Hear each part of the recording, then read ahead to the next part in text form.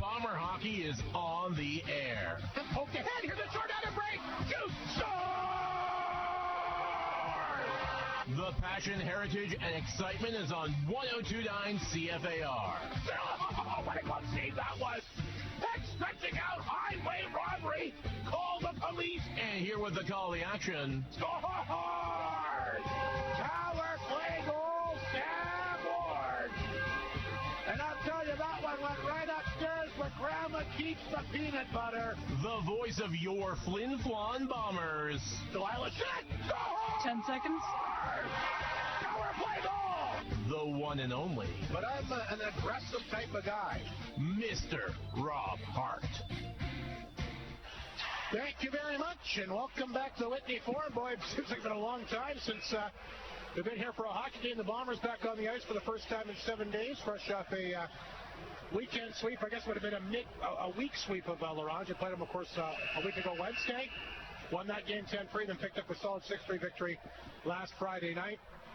Bombers getting set for what should be a very formidable opponent tonight in the Yorkton Terriers, who are not only good, Mike Slip, but sneaky good. Won 13 of their last 17. I think they've really flown under the radar. They're not a team that a lot of people are talking about right now. That might end up changing here in the next couple of weeks. They're playing well. They went into Estevan. They won a big game. Won in Nipawin last night. And I think it's going to be Flin Flon's stiffest test that they've seen in this building in a long while. It absolutely. You're right. Yorkton, I'm excited about this game. Yorkton should be on people's radar because, we talked before, they got 3 in the top 6 scoring in the league. I don't think one of them's playing tonight. And then they have Lanigan is in 4th in rookie scoring. So, they're a good team and I think decent on the specialty teams. So their power play can be pretty lethal, just like Flin Flon. So this is going to be interesting, and you're absolutely right, Rob. This is the toughest test in quite a while here at the Whitney. Bombers right now sitting, of course, first overall. They've got 25 victories, 25-9-0-1. 51 points, just a 3-point lead in the battle for Stars. Boy, is that going to be something when they come to town on March? Yeah. They're absolutely red hot. The Stars have won 10 of their last 14, 8-2 in their last 10, including another big victory last night. As for Yorkton, right now sitting in 6th spot, but with a win tonight, could leapfrog the Estevan Bruins and grab that 5th spot. The thing I like about this time of the year, especially with how tight the standings are, the playoffs haven't officially begun, but these teams are in playoff mode now. Don't kid yourself. Absolutely, and the trade deadline, at least the Canadian Junior Hockey League trade deadline is over, and so teams are settled as much as they can be. So it'll be interesting. We're going to see for the first time 3 new players for the Bombers, and that's exciting. Ex-Humboldt Broncos. Yeah, they brought in, of course, Mike always seems to make that big blockbuster trade every year. He didn't disappoint again this time. We will see Charlie Tretley get his first start between the pipes. He backed up last Friday night. The paperwork wasn't quite done yet, so he had to sit and watch the first game. Ryder Knudsen and Colin Miller did play. Miller, in particular, looked absolutely spectacular from the opening shift in L'Orange a week ago. Obviously, those guys are excited to make their first appearance at the Whitney Forum in a home team. Of course, Miller, Knudsen have been here many times in the last couple of years. Charlie Tretley, of course, played a game here earlier in the year as well. But, of course, those other guys have been with Humboldt for more than one season, so they know the Bombers and know this rig very well, especially since they seem to play each other in the playoffs every single year. So we'll get a look at them. Yorkton also made some moves. They feel that they're better. And I'll tell you what, wouldn't it be something if these two teams would somehow meet in the postseason, which would be the first time since 1988, the year that Kenora, Saskatchewan's Darren Schwartz scored 65 goals for the Bombers that year, which is still a record today. He may be out there tonight. If you are, Darren, hope to see you soon. I'll be in Yorkton next Friday. But a great Bomber, a great player, and no doubt we'll have interest in this game here tonight. We'll take a break. We're going to come back with the respective coaches. Mike Regan will talk about his thoughts heading into this big game against Yorkton. Of course, we'll catch up with Emery Olis on the other side of the break as well, who continues to do a phenomenal job with this Yorkton team, who, like I said, sneaky good, getting bigger and better all the time. And don't kid yourself, we'll give Flin Flon everything they can handle here at the one and only Whitney Forum tonight. We'll take a break. We'll get to the respective coaches next. Creighton Furniture Flin Flon Bomber Hockey is back on the one and only 102.9 CFAR and FlinFlonOnline.com. The zero payments for 90 days event is on now at Great North GM, meaning you don't need to pay a single nickel until April. GM hasn't had a program like this in over a decade, so what better time than now to maximize savings, keep your money in your pocket, and make no payments for 90 days. Located on LaRose Avenue in La Pas, the Pay Zero Payments for 90 days event is on now because it's always a great day at Great North GM. Digital Coaches Show, Mike Reagan, the head coach of the Bombers, will join us. Mike, you've had a week off, and I'm sure excited to get back at her against a good team. Yorkton coming in playing well tonight. Yeah, very excited, Hardy. It feels like we've been practicing for a month, and I think for the new guys, when you come to a team, you're excited, and obviously they've got to learn our systems and stuff like that, so it's been nice on that hand. But, getting into games and experiencing, what it's like to be a Bomber, I think is really important. So I'm sure that those three are very excited, especially Charlie, with him getting his first start in that. Yeah, you got to look at Knutson and, of course, Miller both played in LaRonge last Friday. You told me you're pretty happy with what Miller in particular was flying all over the place, really from the opening shift. Well, yeah, Melzi, again, I think I've mentioned this multiple times to multiple people that very aware of what he's capable of doing, and we knew that from my experience with him at Canada West, and with Nutter, probably a little more of a unknown for me. Obviously, I knew that he was a good player in that, but very impressed with him. I thought he looked real good for his first game in a Bomber uniform, and especially playing with Xavier, I thought that their chemistry was pretty good for game one. Yorkton, like we said, Mike, coming in a bit of a role, a big win in Nipawin. They, of course, won in Estevan as well earlier in the week. Nothing against teams like Melfort and LaRonge, but let's face it, Yorkton, a few more weapons at their disposal than those two teams have. Yeah, no question about it. They got some dangerous guys there. Their whole first line has over 40 points. Their power play was, a couple of points behind us there for second place, and now is in third after last night. But, they're 1% different, I think. So they've got a deadly power play, which we know from earlier on in the year.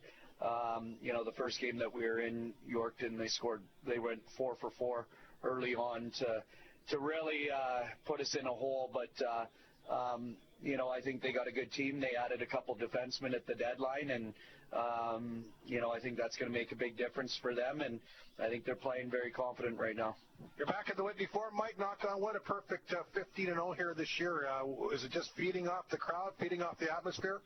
Well, I think it's one of those things that, we know we've got a good team, but obviously energized playing in the Whitney Forum and in front of our fans here. So, I don't think that it's any big secret. This is a tough place to play for visiting teams. We want to make sure that it is for them, and we've done a good job of that so far this year. You certainly have. Who knows, Mike? You might actually see Yorkton in the playoffs this year with the way the standings of 1 through 8. Boy, take your pick who you could play. Yeah, it's kind of interesting seeing how it jockeys around from game to game and week to week. And, I don't think we're at the point right now of looking at who potentially could be our opponent, especially with everything being so tight. But there's no question that the next probably 3-4 weeks are going to determine a lot. And that's when you start kind of paying attention to maybe a couple more teams than you would normally. Well, you look at your team, Mike, you're always going to get the other team's best. You're the top seed. You're always in the mix every year. And let's face it, if you finish first or second, you're going to see a good team 7th or 8th. That's not going to matter. That's how tight it is. I think all these teams are in playoff mode now. 100%. I agree with you, Hardy. There's going to be a team that finishes in 9th that is a very good team that, in any other league would be in the playoffs, but that's the way it is. I think that we've got a lot of good coaches in this league. I think that there's some organizations that have really turned the corner as far as, being a contender each and every year. Kind of the top has pulled up the bottom in a matter of, raising the standards and expectations in order to get into the playoffs. And, that's what you want out of the league. You don't want the bottom teams pulling down the top teams. You want the top teams pulling up the bottom teams and setting the standard a little bit higher, which makes for a better league, which makes for a better product for our fans to watch. Mike, you've basically since the end of October, you've been on a real roll. What's the keys to keeping your foot on the gas pedal here for the next couple of months? I think that it's staying motivated, staying focused on continuing to get better. We use the phrase not treading water. We want to swim. You tread water, you're going to fall behind. And, I think that we've found a lot of different things to keep us motivated throughout the year. The trade deadline obviously is motivating for the guys. Adding 3 really good players like we did is a shot to the arm and, lets the guys know that we're serious and that we're doing everything we can to put ourselves in a position to win. So, I think throughout the year you try to find different things that motivate you. One of the things we talk about right now is having that target on our back, being 15-0 at home, and making sure that we understand that we've got to show up because we're going to get everybody's best effort. Much like the balance of your team. We talked about the 4 lines are really not having a first necessarily or second or third line. Defense, obviously, adding Knutson's going to help, and now, you're bringing Charlie Trigg, who had the best save percentage in the SJHL when you made the deal. You must really like the balance on this team. I love this team. When you look at it on paper, it's hard to pinpoint any weakness, and just adding those guys, I think, has solidified, some things as far as experience. That was one thing. And we're the 3rd youngest team in the league, and heading into the deadline, and I think that one of my focuses was trying to add a few guys that have some experience, and bringing in 2 20-year-olds and a 19-year-old, and obviously 1 20-year-old went out, but we did get a little bit older. And Millsy having that Canada West experience, and he's in year 4 of his junior career, I think was really important. And then obviously Nutters was the captain of the Humboldt Broncos, so bringing in experienced guys that have been in the battle, and obviously we've played Humboldt quite a bit in the playoffs over the last couple of years, so they know what it's like to play against us. Sounds good to me, Mike. Good luck against the Terriers here tonight. Thanks very much, Robert. Mike Reagan, the head coach of the Bombers, here on 102.9 CFAR and FlinFlonOnline.com. Bailey Homes has 15 years of experience in the North, specializing in RTM homes and foundations, and are also proud supporters of our community. They are so thankful to Flin Flon and the surrounding areas for supporting them for all these years. They're always willing to chat with a potential customer to help Bailey Homes show what they can do for our community. Visit bailey-homes.ca to find out how they can help you build the home you are looking for. SJHL Coach Show continues. Emery Olafson will join us on behalf of the Yorkton Terriers, the red-hot Yorkton Terriers. 13 wins in our last 17 games, including a couple of big wins in Estevan and Nipawin last night. Emery, last night's game, maybe not the best opening period for you, but boy, when you need to put your foot on the pedal, you did that. And Nipawin, a pretty tough place to win a hockey game. That's a big 2 points. Yeah, you know what? We've been there twice now this year. The first one that took overtime, and it was a real tightly checking game. And last night was not that. It was pretty loose on our part in the first period, and you could kind of see maybe they didn't have to play with great habits in the first period, which stung them in the second period. And then, of course, things tightened up a little bit in the third, which favored us because we were up. And we got a big goal from our 4th line, and we had depth scoring and the D-corps that did their job after the first period, and obviously Callum did his thing again. You made some moves to the deadline as well. A lot of teams did, but I think the key for you is you brought in some guys who can help you. But it didn't overly change the dynamics of your hockey club.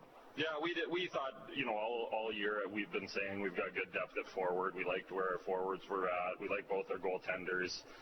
We tinkered a little bit, obviously, with the back end. It started with Tyler Palin coming back to us from the North American Hockey League. Of course, he was on our playoff run last year and made it to the league semifinal with us. And then watching teams, there wasn't 20-year-olds that necessarily we wanted to add, and we didn't really feel like getting older made much sense, but Gavin Bartha did. He fits the way we want to play.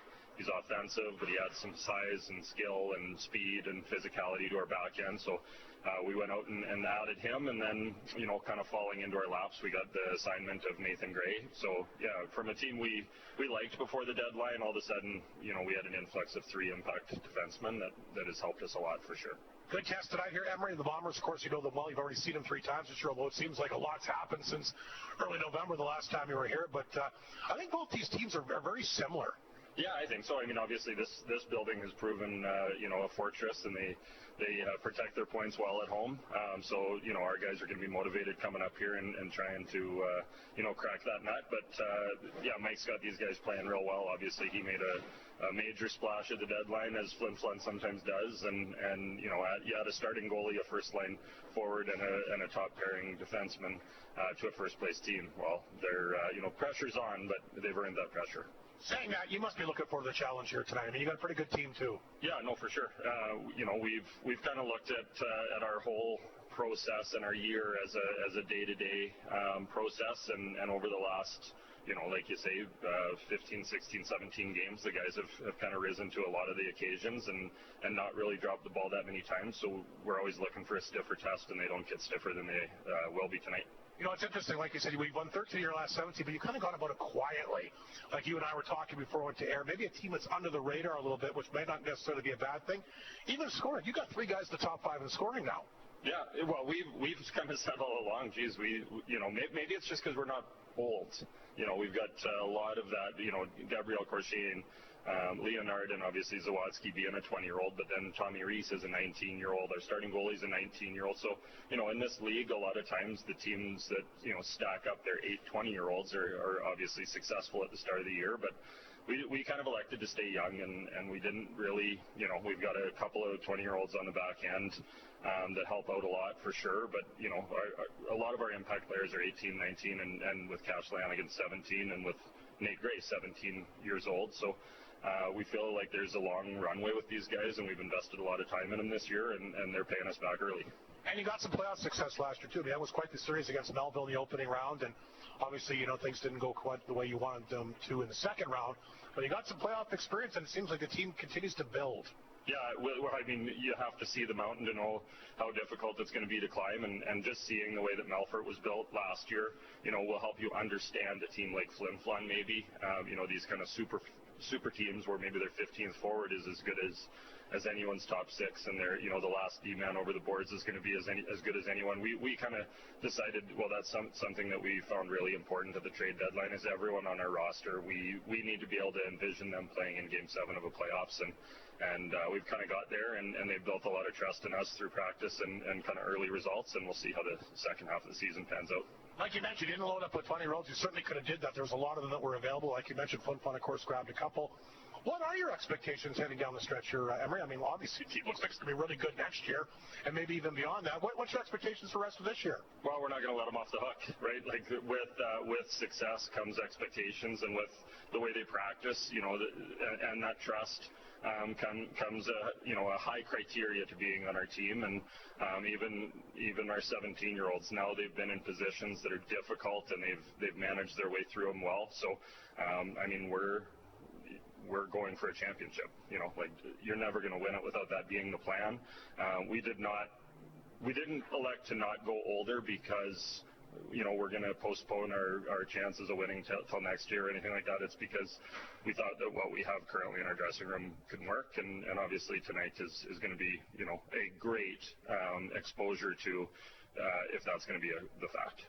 Chemistry's a big thing, and if you fool it with it, boy, it can turn around in you in a hurry, and we all know that we've seen that happen to teams in this league before, or teams in hockey in any level. So, like you said, I think you go with the guy. I think guys get confidence, they get comfortable playing around each other, and that means a lot too. So, obviously, like you said, a good measuring stick for your group here tonight, and I know that probably one of those games you don't have to say a lot to your guys heading into it. No, for sure. They've all been talking about this one, and actually, I think last night maybe the start of the game didn't go kind of real well because this one was circled in so many guys' calendars. So if they're not ready for this one, there's an issue.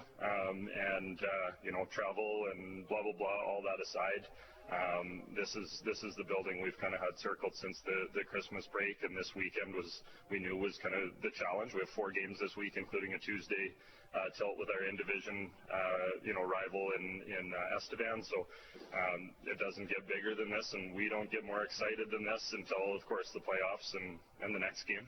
Tomorrow we're going to have to get excited for L'Orange, but we're all excited, and this is going to be a great game. It certainly will. Emery, good to see you. Great job with this team, and who knows, maybe a postseason berth between these two teams. It could happen. That'd be amazing. There he is, Emery Olsen, done a great job with this Yorkton Terrier team, and like I said, should give the Flin Flon Bombers all they can handle and more. On a roll, Mike Slip. They've won 13 of their last 17. Flin Flon, of course, on a roll. The first place team, the only team in the league with 25 victories, including a very impressive 15-0 at the Forum. Could be their toughest date at the Whitney Forum in a long, long while. It will be. It really will be. It's going to be exciting. Great to see the second best name in the SJHL after Maverick Delisle, Charlie Tritt, in net tonight. I'm really excited to see how Charlie plays. That's right. The three Humboldt Broncos that Flin Flon picked up will make their Whitney Forum debuts, like we said. Miller and Knutson were in uniform for that 6-3 victory in LaRange last Friday. Charlie Tritt had to sit on the bench and back up. The paperwork is done. There may be no more pressure on anybody in the lineup than on him. Oh, for sure. And he's proven himself. I hope he's excited to be here. I'm sure he will be. 940 save percentage. He'll get tested here tonight as we get set for the national anthem. Of course, puck drop coming up here momentarily.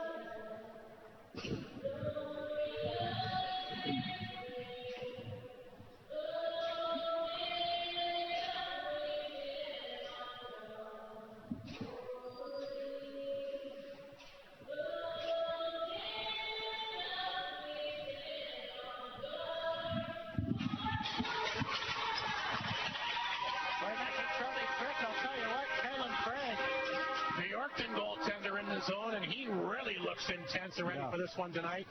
Should be a great battle between the Bombers and Terriers, fourth and final meeting of the year. At least in the regular season, the Bombers have taken 2 of 3, including a 3-1 victory here on November the 4th. Everybody remembers, of course, the 11-0 victory for Flin Flon in Yorkton back on October the 24th. They have played since then. Flin Flon took that one 3-1. The Terriers took the first meeting this year 5-2 back on October the 15th. Yorkton had 4 power play goals that night. You heard Mike talk about his after the pregame. Yeah, the Bomber power play pretty good, but so is Yorkton's. That could come down. We talk about goaltending, that'll be a factor. It might come down to who special teams is better tonight that wins this game. You're absolutely right, Rod. This is going to be a great test for both teams.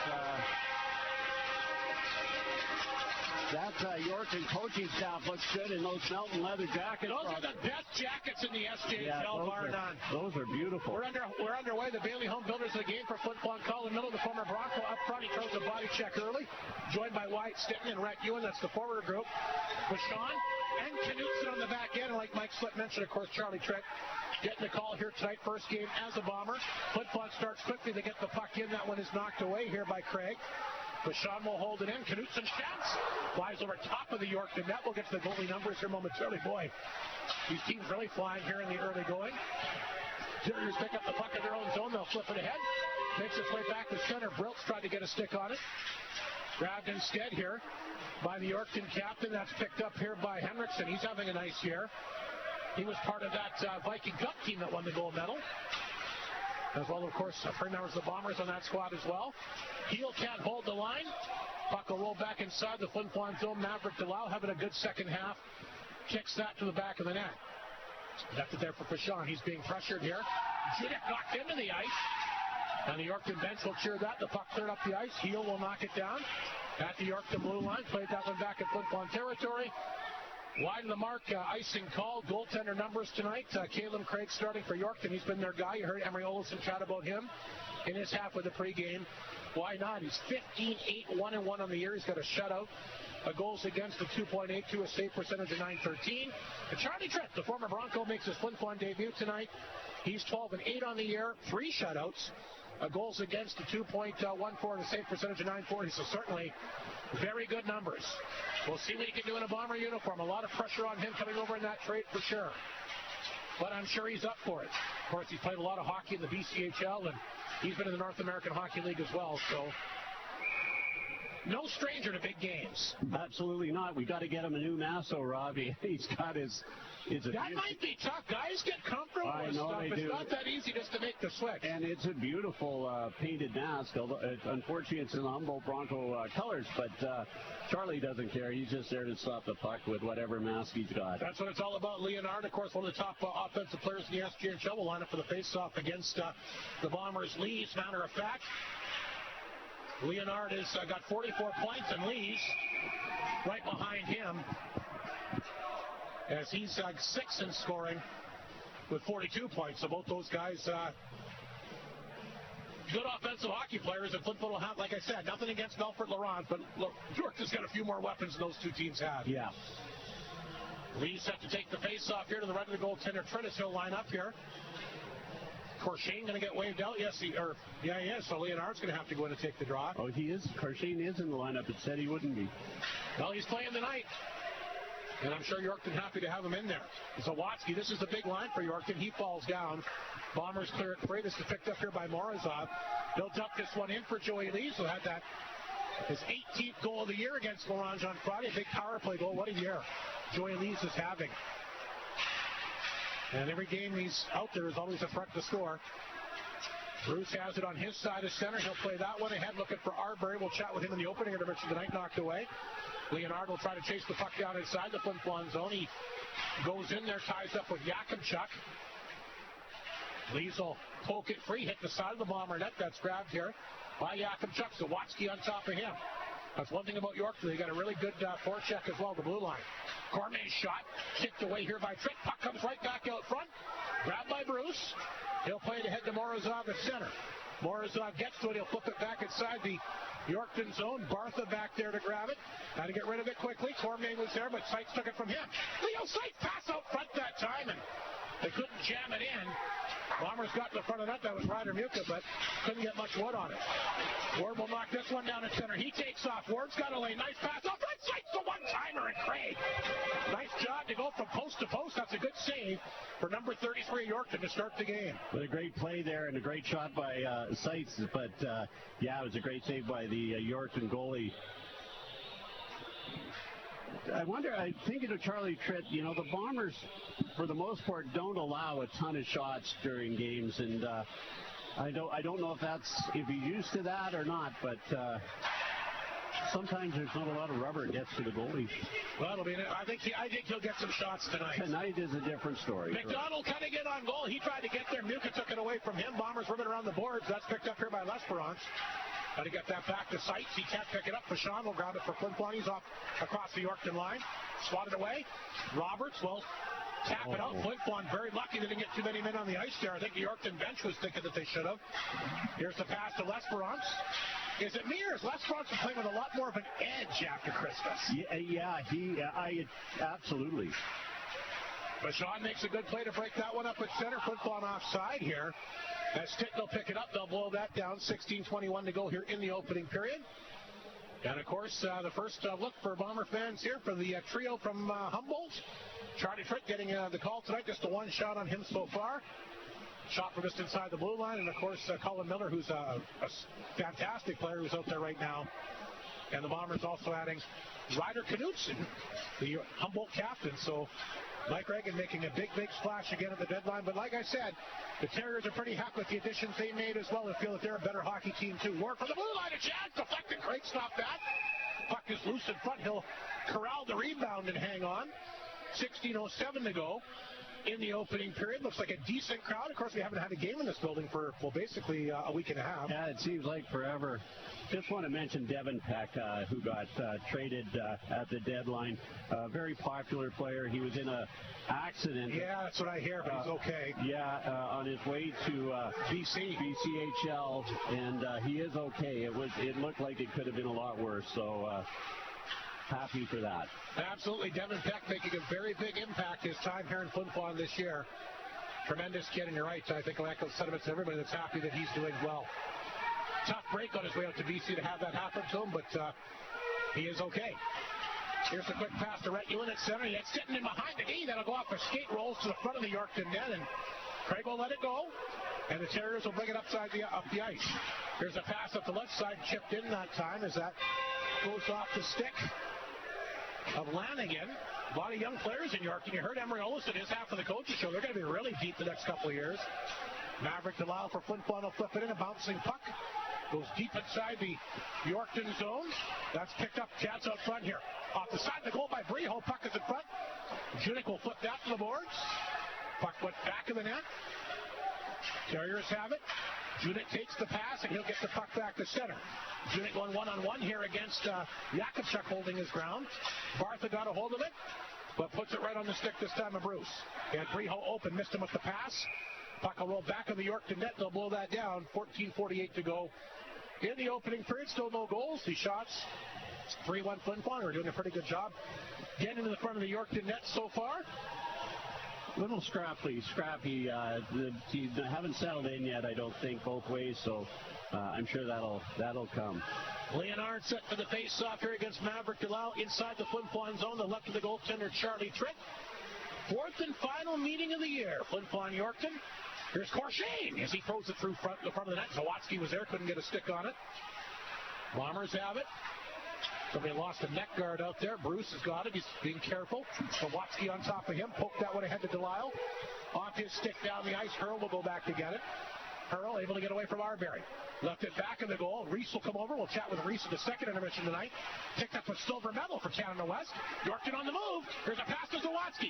Zawadzki across the line. Stopped trying to throw it out front. That hit a body. Zawadzki will get it back. Zawadzki back to the Bomber net, lost the handle to Flashon. He moves out ahead to Arbery. 3 Flin Flon Bombers on it at center to Morozov. Back out front. Please try to get back in position, but that's knocked away. Yorkton will get it out. Knutson cut it off at center, fired it right back in. Heel will pick it up. Sends that one back in the net to Reese. Reese now flips it outside the zone. Ward will knock it down. McDonald takes a liberty on him. Here's Muka. Back up the boards. Reese will cut this off at his blue line. Bouncing puck. Mounier can't get a stick on it. Picked up here by Cormier, and he'll get it out.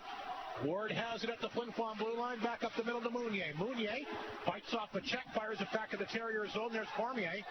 Cormier around the boards here for Roberts. He'll chip into the blue line. Ward there to hold it in. He fired that out front to hit Reese and went wide. Terriers clears back to center. Ward on top of it, flipping it back in Yorkton territory.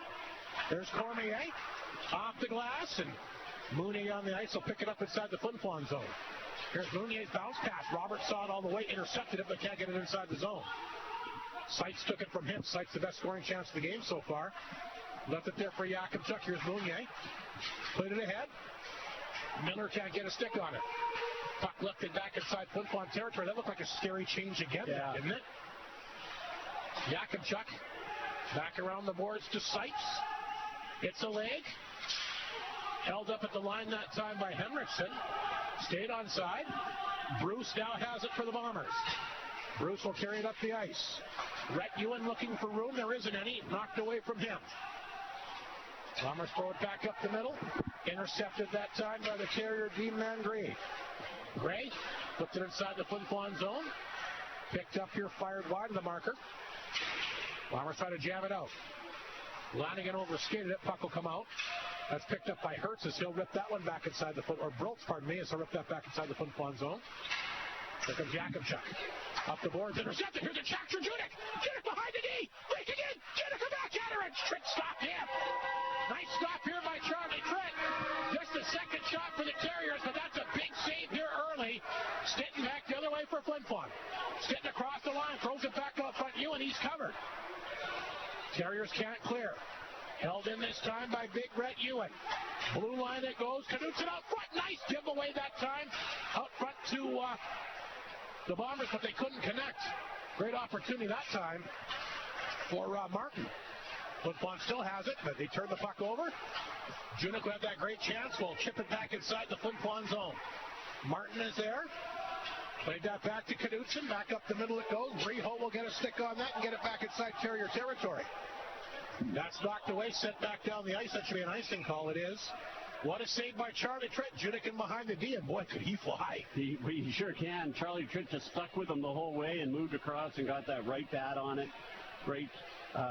Biggest save as a Bomber. Mind you, he's only made 2, but that was a beauty. There it is right there on the replay. Great job. Well, you mentioned it earlier about the sense I was getting from you is would it be tough from a thought, maybe a lot of shots and a lot of inactivity, but he sure made a good save there. Yeah. And I think on a good player. You said it. This game's going to be different. Yorkton's starting to get their feet going already, and they're back inside the Flin Flon zone. That's Sawatsky. The big line trying to go to work here. Of course, Shane for Yorkton. Back along the boards. Leonard couldn't knock it down. Sawatsky, he'll be the key. He can move. Then a good move there. Comes back out front, but knocked away Maverick Delau. Nice play. They'll flip it ahead for Breho. Breho trying to catch up with it. Broken up by Roberts. He'll pick up the loose puck inside the Yorkton zone. Already at the midway point of the period, 10:35 to go. It's still scoreless. Yorkton sending the puck inside the Flin Flon zone. Trick going to come out of his net here. I got crossed up there a bit with the D-man. Reese went down in the back of the net. He was pinching in. Cormier for the blue line. Knocked down in front. Zawatsky trying to figure out where it is. Throws it in the corner. Terriers throw it back out front. There's a chance by Roberts. That got blocked. Back to blue line and goes off the stick that time of the Yorkton D-man Gray. Send it back to Cormier. Here's Gray. Back up to center ice. That hit somebody on the Bomber bench, but I don't think they noticed it. Mounier sends the pass here to Morozov. Morozov back across the Yorkton line. Offside. Take your pick. Both Arbery and Lees almost run into each other after the offside is called. 9:53 to go in the scoreless opening period. Shots are 4-2. Flin Flon looks like we'll get a media timeout. We'll take a break and come back with more of the opening period here at the Whitney Forum. This is Creighton Furniture Flin Flon Bomber Hockey on 102.9 CFAR and FlinFlonOnline.com. Your local McDonald's at the Walmart location in Flin Flon wants to wish all their customers a happy new year and all the best in 2026. They have some exciting things happening to kick off the new year, including their mailer coupons, which will give you a chance to save money on all your favorite food items right up until February. Starting up later this month, the new $5 McValue meals will be available all day and night, and those will last all year, bringing you all kinds of delicious items to choose from, including the Cheeseburger Deluxe, fries, Junior McChicken, breakfast burrito, and pies. Stop by the restaurant at the Flin Flon Walmart location, 8 a.m. till 9 p.m. That's Monday to Saturday, 8 a.m. to 6 p.m. on Sunday. Drive-through open 7 a.m. to midnight Monday to Thursday, 24 hours Friday, Saturday, and open till 6 on Sunday. The North needs teachers, not just any teachers. Teachers who understand the land, the people, and the stories that shape our communities. At University College of the North, the Keenanow Bachelor of Education program blends the wisdom of Indigenous elders with the academic excellence of Manitoba education. In just 4 years, you'll be ready to inspire the next generation, teaching any grade, any subject right here in the North and beyond. Apply today at ucn.ca. UCN, here you can. 10 seconds. University College of the North sa kinutigis kinomagay nao ay kanto pa din nao ucn.ca ucn tagis panyo. 9.5 minutes remaining here in the scoreless opening period. Flin Flon Yorkton. Bombers have the puck at their blue line. That's Leo Seitz. Here's Arbery dumping it back in Yorkton territory. Puck sent back up the middle. Bruce hit that time by Briltz. Bruce gets it back. Here's Seitz. And they'll move it back to Nuke. You can tell the one thing that Yorkton is doing a lot different than what Melford Laurent did. They take away the entire neutral zone area. They meet Flin Flon all the time. They don't give them the zone like those other two teams did. Here's a chance for Ward, though. He walked in and ripped over top of the net. You see what I mean, though, Mike? Yeah, clog it up. They were walking in at Liberty, and Yorkton does not allow that. That's the difference between an upper echelon team and a team that's trying to find their way. Bombers will dump it in. Here's Lesperance. He races after it. Misses the mark there on that body check. That's picked up by Junik. And that might be a penalty. If he sent it over the glass for out of play, so it's going to be a delay of game against Yorkton. It will be. And we talked about the specialty teams here early. Bombers, of course, the top-ranked power play in the league at 25%. Yorkton right behind them at 24.3%. Great chance for the Bombers here early, Mike Slip. This will be really interesting to see how these two specialty teams match up. I feel like a fashion critic, but you know, Yorkton always has the great jerseys. They always look great. I'm not a huge orange fan, but these are nice, bright. I really like them. Greg Ellingson is our Arctic Beverages power play contestant. Remember, if the Bombers score on the power play, Greg will win a 12-pack of Gatorade water, the new big product that they're pushing. Apparently people really enjoy that. I haven't tried one yet personally, but I should. Anyway, good luck to Greg at the game here tonight, and no doubt we'll be happy if the Bombers can score on the power play. Maverick Delisle will bring the puck up the middle. Delisle across the Yorkton line. It was offside. Lees again a little extra anxious on the far wing. They'll blow that down. 8:22 to go in the period. 1:42 remaining. And the penalty to Junik for a delay of game as he fired that up over the glass. Face off outside the Yorkton blue line. Seitz, Lees, Muka, the forwards with Pashon and Delisle on the back end. Bombers win the draw. They get it back over to Maverick Delisle. He'll get a hold of it, and he'll fire that back inside the Yorkton zone. Like we mentioned, Lees, of course, the power play leader with 9. They get it back to Delisle. In the corner for Seitz. Back out front to Delisle. Pashon at the blue line. Top of the right circle. Delisle fanned on it. Pashon had to race over to keep it in. Pashon has it. Looks for a lane. Throws it in the corner for Seitz. Nobody in front of the net. Seitz back out front. They elect to go back to blue line to Pashon again. Makes the shot. Seitz out front to Lyle, and he ripped it over top of the goal. Lees will knock it down and hold it in. Just gets it to the blue line. Stotts fires. That one got blocked in front. Pashon after it. Chipped it back in for Muka. Off the glass. Back to the goal. Seitz out front. Lees. Back door. He was there, but he fired it wide again. It might have been deflected. Here's Delisle. Through traffic over top of the net. Once again, the Bombers block the traffic, but they can't hit the target so far. They're moving the puck around, but not too many shots. Joey Lees with a real nice one, though, there at the end. So Lees the 9 power play goals. Delisle out there's got 4. And Ray Darberry, 5 power play goals this year as well. So the second unit will come out, led by Colin Miller, who's no slouch on the power play himself for the Humboldt Broncos.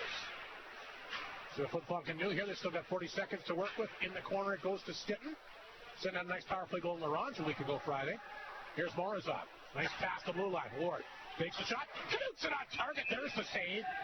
And that's what you got to do, Mike. You got to hit the net. Yeah, absolutely. And it's a good setup. And Miller cruising around in front on his it's still his teammates, but his ex-Humboldt Bronco teammate. Shot Knutson. Connor Miller, by the way, 3 power play goals at Humboldt this year. And as we get the face-off back inside the Yorkton zone, the right of Callum Craig has been steady tonight. Stitton set for the face-off here. Wins the draw, gets it back to Ward. Ward leaves it back there for Morozov in the corner for Stitton. Stitton hanging on to it. Here's Morozov. Won't shoot it. Stitton has it.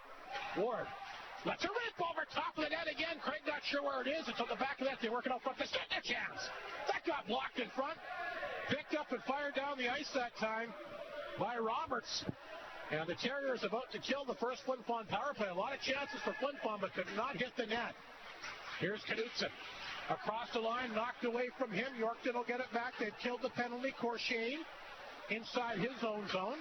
Look out, almost given away that time. Martin will pick it up. Just missed going in alone.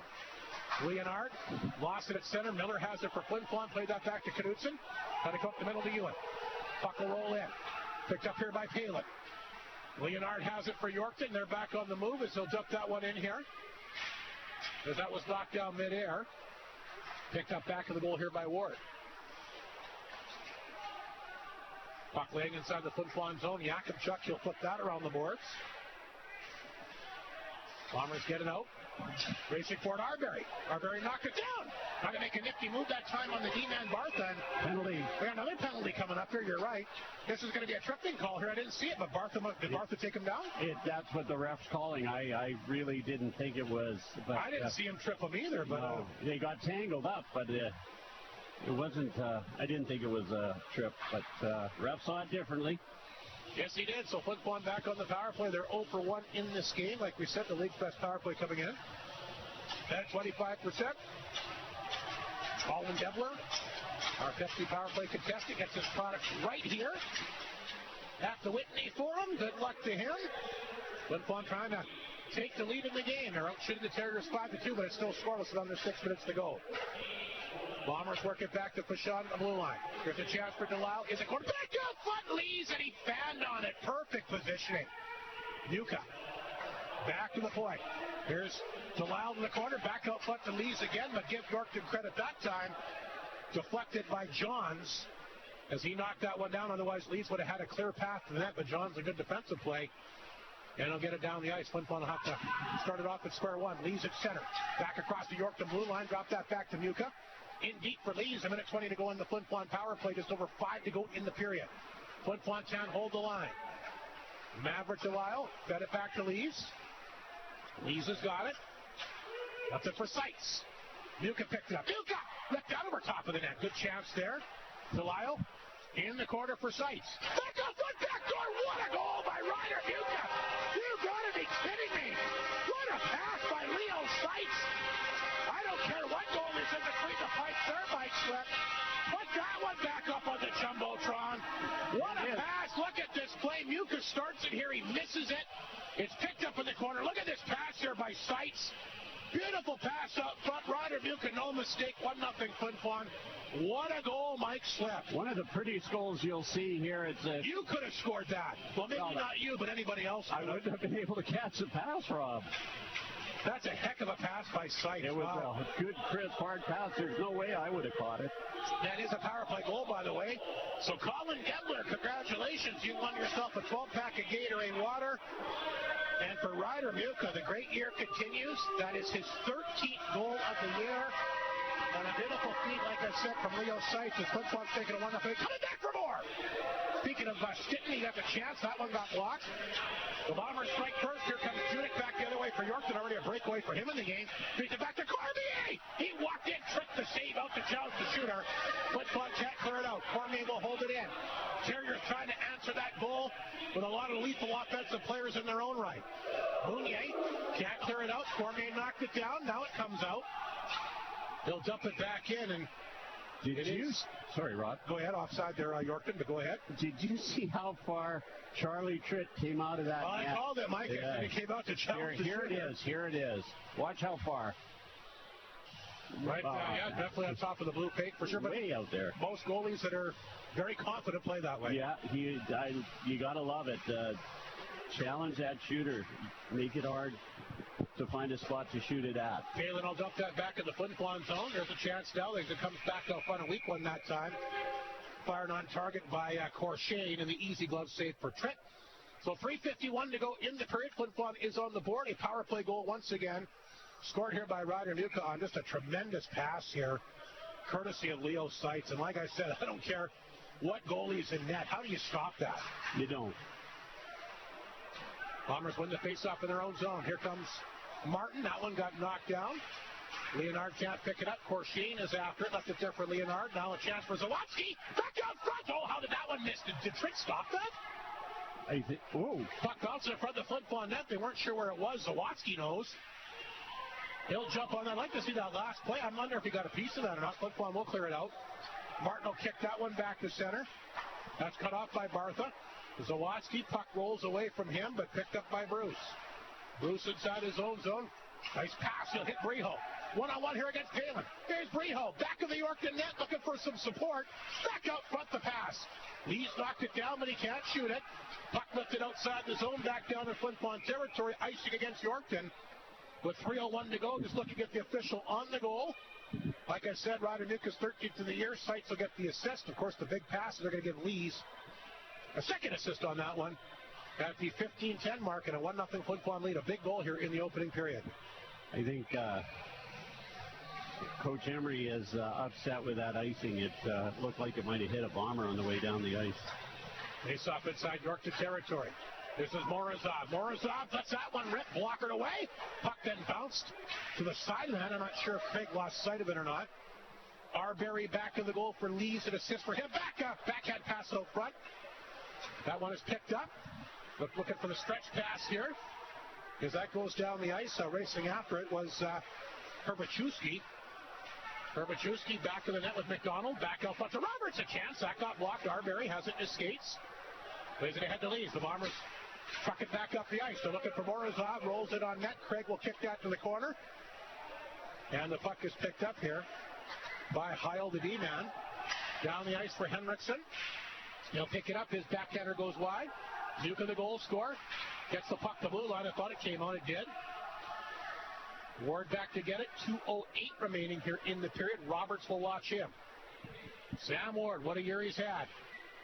One of the top scoring offensive D-men in the league. The Lesperance gets a stick on that.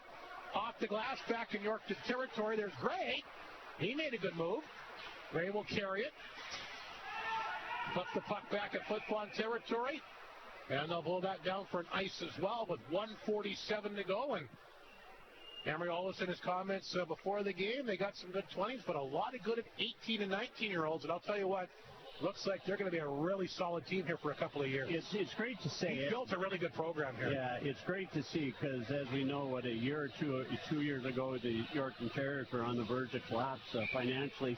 They've come around. They had a great promotion to save the team, which they got Jeremy Roenick going there, too, for a sportsman's dinner. There's a chance on target. Who wouldn't want to see Jeremy Roenick talk? Yeah, absolutely. So good on Yorkton, and the SHL wouldn't be the same without the Yorkton Terriers. And they. I can tell you the league office is happy with how they turn things around. And on ice product is really turned around. So that's great to see. Miller set for the face-off here against the Terriers. Briltz, the face-off inside Yorkton territory to the left of the goaltender. Craig off the draw. There's Ewan, a chance, didn't miss by much. Gray's the left post. Ewan gets it back. That one blockered away by Craig. Saw it all the way. Flin Flon able to hold it in. Got a penalty. Yorkton getting another penalty here? Looks like it. Oh, I'm surprised. Or maybe not. A tripping call going to be called here. It's interesting they blow that down with Yorkton touching the puck. So Knutson's going to go here. That was... That's interesting that they would blow that down when Yorkton had possession of the puck. I think that's what Emery Olafson is saying to the referee here as well. I don't blame him. That was a bad whistle. No kidding. Yorkton clearly had the puck. And they got guys who can get down the ice in a real hurry, as we know. Anyway, the Terriers will go to the power play for the first time tonight. 24.3% their power play. They had a couple power play goals to win against Nipawin yesterday. Bomber penalty kill ranked 4th at 83.8. So should get a test here. Minute 25 remaining in the period. Yorkton trying to answer the power play goal by Ryder Muka. Leonard is the hot hand of the power play. He's got 7, but so does Corshane. He's got 6. And Zawatsky 5. So that top line has scored 18 power play goals between the three of them. There's a shot to the blue line. Took the save. Rebound just fired wide that time. Yorkton comes close again. He had the puck back to the Bomber net. Doug Free. Back out front to Zawatsky. Stands, fires. Nice glove save by Tritt. He sees it all the way, and he'll reach down and make the save. Charlie Tritt becoming a fan favorite really quickly here. Making some nice saves, but this Yorkton team, look how well that they get the puck diversified inside the Flin Flon zone. Absolutely. Another face-off coming up in Flin Flon territory. The right of Tritt. Miller to take the draw here against Corshane. There's a face-off win for Flin Flon. Around the boards, it'll clear. And Zawatsky will have to race after, but here comes Stitten barreling down on him. Up the boards to Corshane. He's got it. Wins the pass to Leonard. Broken up by Fashon. Stitten trying to jump on that. He does. Stitten made a good play. Got Miller with him. Stitten. Pitch hitter. Oh, what a save by Craig. I don't think he knew that Miller was with him. No, I don't think he was sneaking in behind him on the left side. 2-on-0 there, and a big save by Caleb Craig. A great effort by Stitten, but you're right. I don't think he knew Miller was there. No, he didn't. Craig is playing an outstanding. He's good. I mean, we said it, that first goal, nobody's stopping it, but he's made some fantastic saves here with 11 shots, 10 saves. Just great goalies in the SJHL. Great chance there for Stitten shorthanded. It remains a 1-0 Flin Flon lead. The Bombers win the draw. They'll get the puck back their blue line. Now they'll send it in.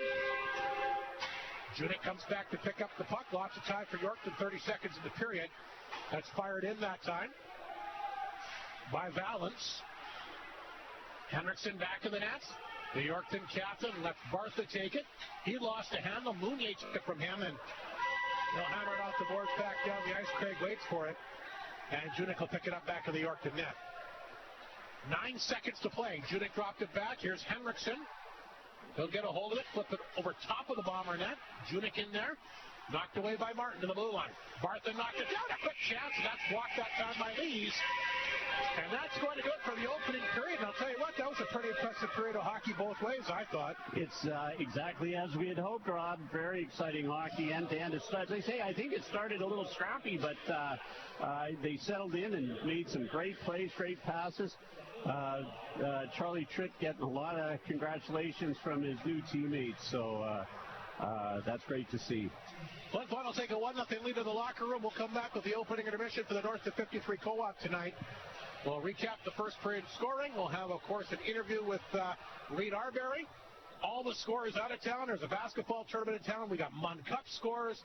We got football. We got NHL. We got basketball. I got it all. So hang around. Lots of stuff coming up in the opening intermission tonight. Right here from the Whitney Forum on 102.9 CFAR and FlinFlonOnline.com. Hudbay is proud to be a sponsor of this Bomber broadcast. From donations for bursaries, hockey schools, clubs, community events, charities, and so much more, Hudbay has supported our community with dedication and generosity, contributing to events and organizations. Hudbay thanks the people of Flin Flon for their continued support. At the North of 53 Co-op, you can get the most out of your hard-earned dollar. Shop smart with Co-op's Sensibles. Affordable essentials that never compromises on quality. Find them throughout the store, from the bakery to fresh meats and even in the frozen section. With dependable low prices on everything you need for your favorite everyday meals. It's time to make groceries make sense with Sensibles. Only at the North of 53 Co-op. You're at home there. Life is sweet with Maytag's Kitchen Suite Savings at Creighton Furniture and Appliance Center. You can save $150 when you purchase any 2 qualifying Maytag major kitchen appliances. Plus, save an additional $300 when you purchase 3 or more select Maytag kitchen appliances or go all out. And save $400 when purchasing 4 or more qualifying kitchen appliances. You can save big with Maytag's Kitchen Suite Savings event at Creighton Furniture and Appliance Center ending February 4th. And welcome back to Whitney Forum, our opening intermission here for the North to 53 Consumers Co-op. We'll take a look at the Northland Ford scoring summary. Just the 1 goal, and what a goal. Highlight reel at any building in the country. Flin Flon on the power play, of course, the league's best power play. We talked about that in depth. And they get rewarded with their second chance tonight. Leo sights an absolutely tremendous pass out of the corner. Ryder Muka right on the tape, and he just puts her home. And the only goal of the period, but a beautiful beginning and a beautiful end. Absolutely, and you know what else we saw, Rob, was some great goaltending. We mentioned it at the end of the period there, but some great play both ends by both teams, some good passing, some great skating on both sides. I was impressed with the way the Yorkton Terriers, how quick they were and how they moved the puck, and like you said, how they clog up that middle of the ice, making it hard for the Bombers, except for that one pass from Leo. Well, that was a power play goal, too. Yeah, with the face-off inside their zone. They didn't have to enter the zone. They were already in it. Yeah. There's the 1 goal in an Northland Ford scoring summary. It is Ryder Muka's 13th of the year. Sights leads the assist on that one at 15-10. Flin Flon 1 for 2 on the power play. Yorkton still in their first opportunity. 35 seconds when we come back for the start of the second here tonight. Shots favor the Bombers 11-6. But again, a very good period. Yorkton can skate. We saw the breakaway by Junick. The trick made the save off him. And they get down the ice very, very quickly. And again, we talked about Emery a little bit upset with the official on the bad call when they're going to the power play because he knows how quickly that they can get down the ice. Yeah, absolutely. There were a couple of missed calls, not necessarily the penalties. But that was more of a linesman call. Yeah, but they're doing a good job. The referees, there was the one that was a little iffy on the second power play, the one that Flin Flon scored on. Yeah, on Yorkton. But I mean, that happens, and so overall, I just excited to be here and watch this game. It's very good. Very, like I said, Yorkton definitely a very formidable opponent. And like we said, have won 13 of their last 17. And tell you what, they're a team that, again, you go back to the last few opponents that Flin Flon's played. LaRange Belford, a tough time coming from behind. Yorkton, that's been kind of their story. They do start games slow periodically, but they find usually they're a lot better in the second and third. And I would have to think that they're going to have a lot of jump. Look for them to come out the first 5 minutes of that second period and try and tie up this game. They are a team that likes to come from behind. Yeah, absolutely. And, you know, they've been on the road here for a little bit. And, you know, they get those road legs and get things worked out, which I think they did in the second half of that first period. It's going to be a great second period and a great third, I'm sure. So just the 1 goal once again. Ryder Muka's 13th of the year in the power play. Sights and leads the assist at 15-10. Shots again favored Flin Flon 11-6. That's our Northland Ford first period scoring summary. But Flin Flon leads after 1 this year. Pretty impressive, 15-2.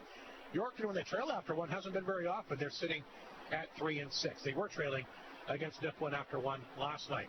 We'll take a break. We're going to be joined by Reed Arbery, our Creighton Pizza player profile. He'll chat about that great opportunity. Of course, part of the Team SJHL, the Viking Cup that brought home the gold medal. Reed had a very, very good tournament. Yeah, Reed Arbery's had a great year. He's been able to stay healthy, knock on wood, and not only at the Viking Cup, but here at the Whitney Forum in the SJHL. So really happy for Reed Arbery. Well, here, what he has to say momentarily, our Creighton Pizza player profile coming up. More of the opening intermission on the way for the Co-op here on 102.9 CFAR and FlinFlonOnline.com. On average, about 25% of a household's energy bill is due to leaky or faulty windows, skylights, and glass doors. By installing proper airtight seals and cold weather-approved products from Jim's Custom Doors and Windows, you can reduce your bill up to 25%. So visit Jim's Custom Doors and Windows today. From the installation of new windows and doors to the replacement of old ones, their qualified technicians provide a wide range of services. Find the products that best fit your home, add some light into your life, and save the money you deserve. Jim's Custom Doors and Windows, 687-7071. For the past 6 years, Creighton's Pizza has been providing a slice from their 2 larges for $42 daily deal that you order to those in need. Over 6,800 slices have been donated. Creighton's Pizza looks to continue spreading kindness with your support. Creighton's Pizza, 688-2080. Give away the last slice. Good evening. Welcome to our first intermission. Our Creighton Pizza player profile, Reed Arbery, will join us fresh off a gold medal performance. I guess a little bit more better than a week ago at the Viking Cup throughout the Christmas break. Reed, first and foremost, how was the experience? It was a good experience. It was nice to get out and play against different players and play against players that we've been playing against for a couple of years now. You give up your Christmas vacation to go play. I'm assuming it was worth it? Yeah, when we won the gold, that was kind of the joke going around, was at least we didn't ruin Christmas for nothing. So, well, and you played well. I mean, your Bomber teammates played well. You guys didn't really have a lot of preparation. What was the keys to the success for your group at that tournament? We knew we had a lot of skill going into the tournament, so we just kind of had talks before games. We only had one practice before our first game, and we just went over the basics and the keys of what we needed to work on and focus on, and that was kind of it. What did he want you to focus in on? What was the keys? It was just kind of keeping it simple. Like, we definitely knew we had the skill to win the tournament, but we had to do the rest of everything right to get there.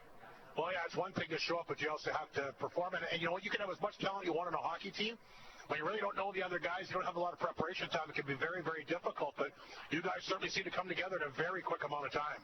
Yeah, it was good. Even in the room, all the guys were getting along right off the hop. So it was easy to go out there and kind of be loud and communicate with those guys and help each other through it. Did you kind of have an indication you guys were going to do well after the first couple of games?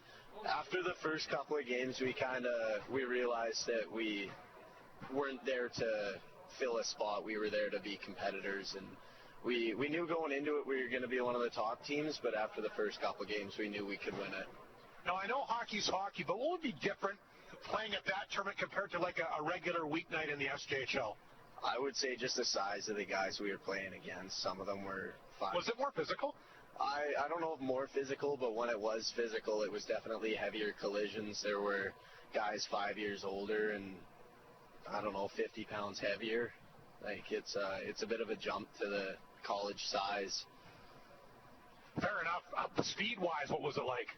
Speed-wise, it was pretty similar to the SJ, I thought, where it's there were definitely more speed throughout the bottom of SJ lineups than the bottom of some of their lineups. They had some pretty big boys that couldn't keep up, but other than that, it was pretty quick for the most part. And there's a lot of guys, of course, that used to play in the SJ. A lot of guys played for the Bombers that were in that tournament. Yeah, there were quite a few guys from the SJ, especially on the St. and Augustana teams, and I think you could kind of tell that those were the stronger players out there were the retirees from the Junior A in Saskatchewan. Well, gold medal, obviously pretty exciting, and I know you're hoping for more hardware with the Bombers as you returned. Team's been playing well. I mean, they're playing Melfort Laurent lately. You should get a pretty good test in Yorkton tonight, but saying that, the team's playing, I mean, you're first place overall for a reason. Yeah, we are for sure, and the new additions at deadline, too, are only going to help that. They've been gelling in the room well, and I think it's going to be a good last half for us. Were you surprised by the trades? Take me back when you heard what was happening. I wasn't necessarily surprised. I always know that Mike's got something up his sleeve, and he's going to give us the best chance to win. And when I heard about it, I was just excited to get these guys here and start getting to know them right away and get to it. Were you surprised about the 3 impact guys from Humboldt that came in? I was a little bit surprised that we ended up getting all 3 of those guys. It was definitely good for us. It's only been 1 game, but how's it been going on in the room? How's the meshing been going on in the dressing room? It's been great. They came right in, and they're great guys, and they just fit right into the Bomber role and mentality. Well, I know one thing talking to them, that they want to win. Absolutely they do, and that's why they came here.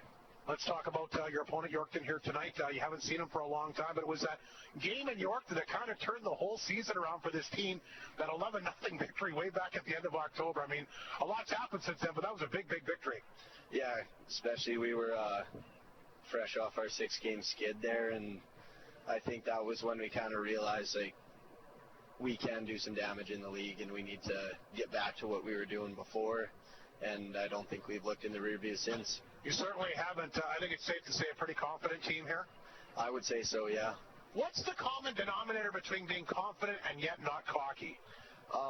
It's kind of like you got to know you're able to win, but you got to know why you're able to win. Like, you can't forget the details and the small aspects that you're working on all week, and you just got to go out there and do it. What has been the strength for this team this year, do you think?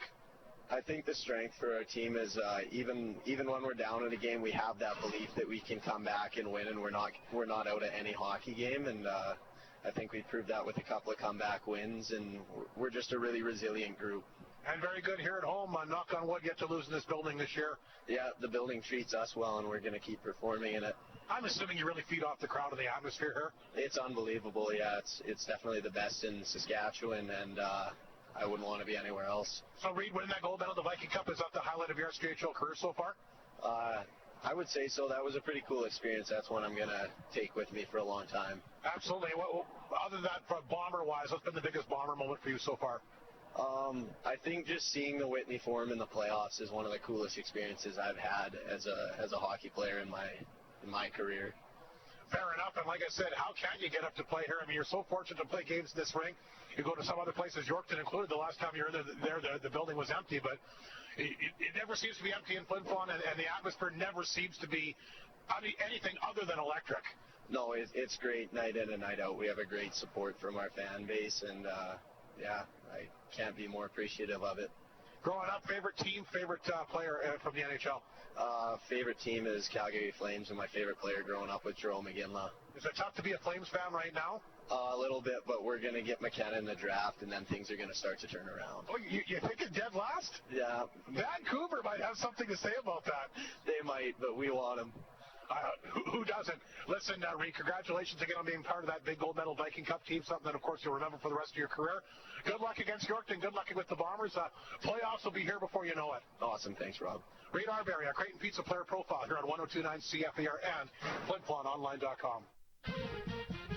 Gatorade's unflavored water is your new go-to for all-day hydration. These two. Infused with electrolytes for great taste. When you pick this up, all you have to do is flip the sports cap and drink the clear, refreshing water with no sweet taste. It's formulated for all active people to hydrate throughout their entire day. Arctic beverages in Gatorade.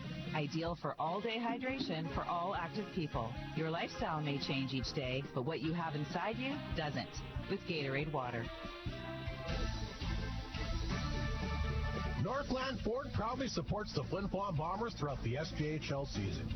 We know that the Bombers will play tough like the Ford F-150, the toughest truck on the market for over 40 years.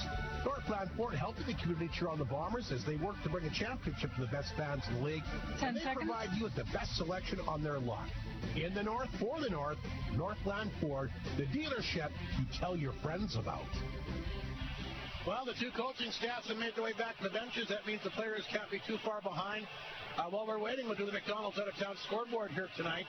Like we mentioned, a busy Saturday night across the SJHL, as it always is. These teams elect to obviously play Friday, Saturday. That's the night that you get your best crowds. Some intriguing matchups again tonight. We got Humboldt ahead of Melville, 2-0 in the second. Melfort on a bit of a roll. Big win in Estevan last night. They got Weyburn down 2-1 late in the second tonight. Kindersley leads Laurent 1-0. That's going into the second, and Warman Battleford 2-2 after one. Battleford, of course, hanging on for a one-goal victory yesterday. Manitoba Junior Hockey League scores tonight. Neepawa leads the Blizzard 5-2 in the second. Verdun a 2-1 lead on the Blues after one. Winkle leads Dauphin 2-1 after one. Selkirk ahead of Portage 3-0 after one. And away we have 3-0 lead on Swan Valley after one. NFL playoffs today. What a Jim Dandy between Denver and Buffalo. Another disappointing end, though, for Josh Allen. Denver wins in overtime 33-30. How about Seattle? Up 17-3 on San Francisco in the second quarter. Seattle's a real deal, Rob. Apparently so. I think they're now the team to beat. The Rams still could make things interesting. Yeah. I'm not going to lie to you. I'm going for the Bears. I like the underdogs. That's who I'm cheering for. I'm with you there too. I don't have a stake in the claim yet, but I think you're right. Always good to see the underdog. NHL, lots of games already complete. Calgary did win today. They beat Philadelphia 4-2. Rangers doubled up on, they beat Philadelphia 4-2. The Rangers over Pittsburgh 6-3. Minnesota pulls off Buffalo in overtime 5-4. Utah doubled Seattle 6-3. Ottawa leading Montreal 4-3 after two. The Panthers have the Capitals down 3-2 in the third. Carolina leads New Jersey 2-1 in the third. Chicago up on Boston 2-0 after two. The Jets looking, I think this will be their fourth straight win. They got the Leafs down 3-2 in the third period as well. We mentioned, of course, lots of basketball going on today. The Hatnot Kings and Queens hosting the Copper Crown Classic. And boy, the Hatnot Kings and Queens both looking very good. The Kings winning in the final here today, knocking off Norway House 91-37. A little bit tighter in the Queens game. They hung on for a 37-35 win against Swan River, but congratulations to both those teams. Big winners. We do have some scores as well from the Munn Cup. We'll get to those. Our next stop was a play. We're just underway here in the second period. The Yorkton Terriers on the power play, as they've got the puck inside the Flin Flon zone. That's broken up. Flin Flon will fire it back down the ice. Reese is back of his own net, trying to get a hold of it. It's back to Zawatsky. Power play is over, so Yorkton 0 for 1 in the game. They get the puck in deep, though. That one just fired wide. Trent might have got a piece. A good chance there for the Terriers after the power play had expired. Flin Flon dumped it ahead. Reese waits for it at his blue line. And he'll feed that over to Cormier. Puck will roll back inside the Flin Flon zone. There's Bruce. Bruce on top with the bounce pass to Delisle. Try to chip that one back to Martin. Martin will get to it eventually. Yorkton foul on it. Puck comes to the blue line. Held in by Delisle. He'll knock that one in back of the goal looking for Breho. There's Roberts. He'll clear it out. Boy, Flin Flon, too many men on the ice. They got caught. And they've been playing Russian roulette with this all game. Yeah, there was a couple of years there that they got called all the time. Well, they could have been called 3 times already tonight. Yeah, absolutely. You knew it was going to come. You play like that. Second power play of the night for Yorkton coming up. A too many men on the ice called against Flin Flon.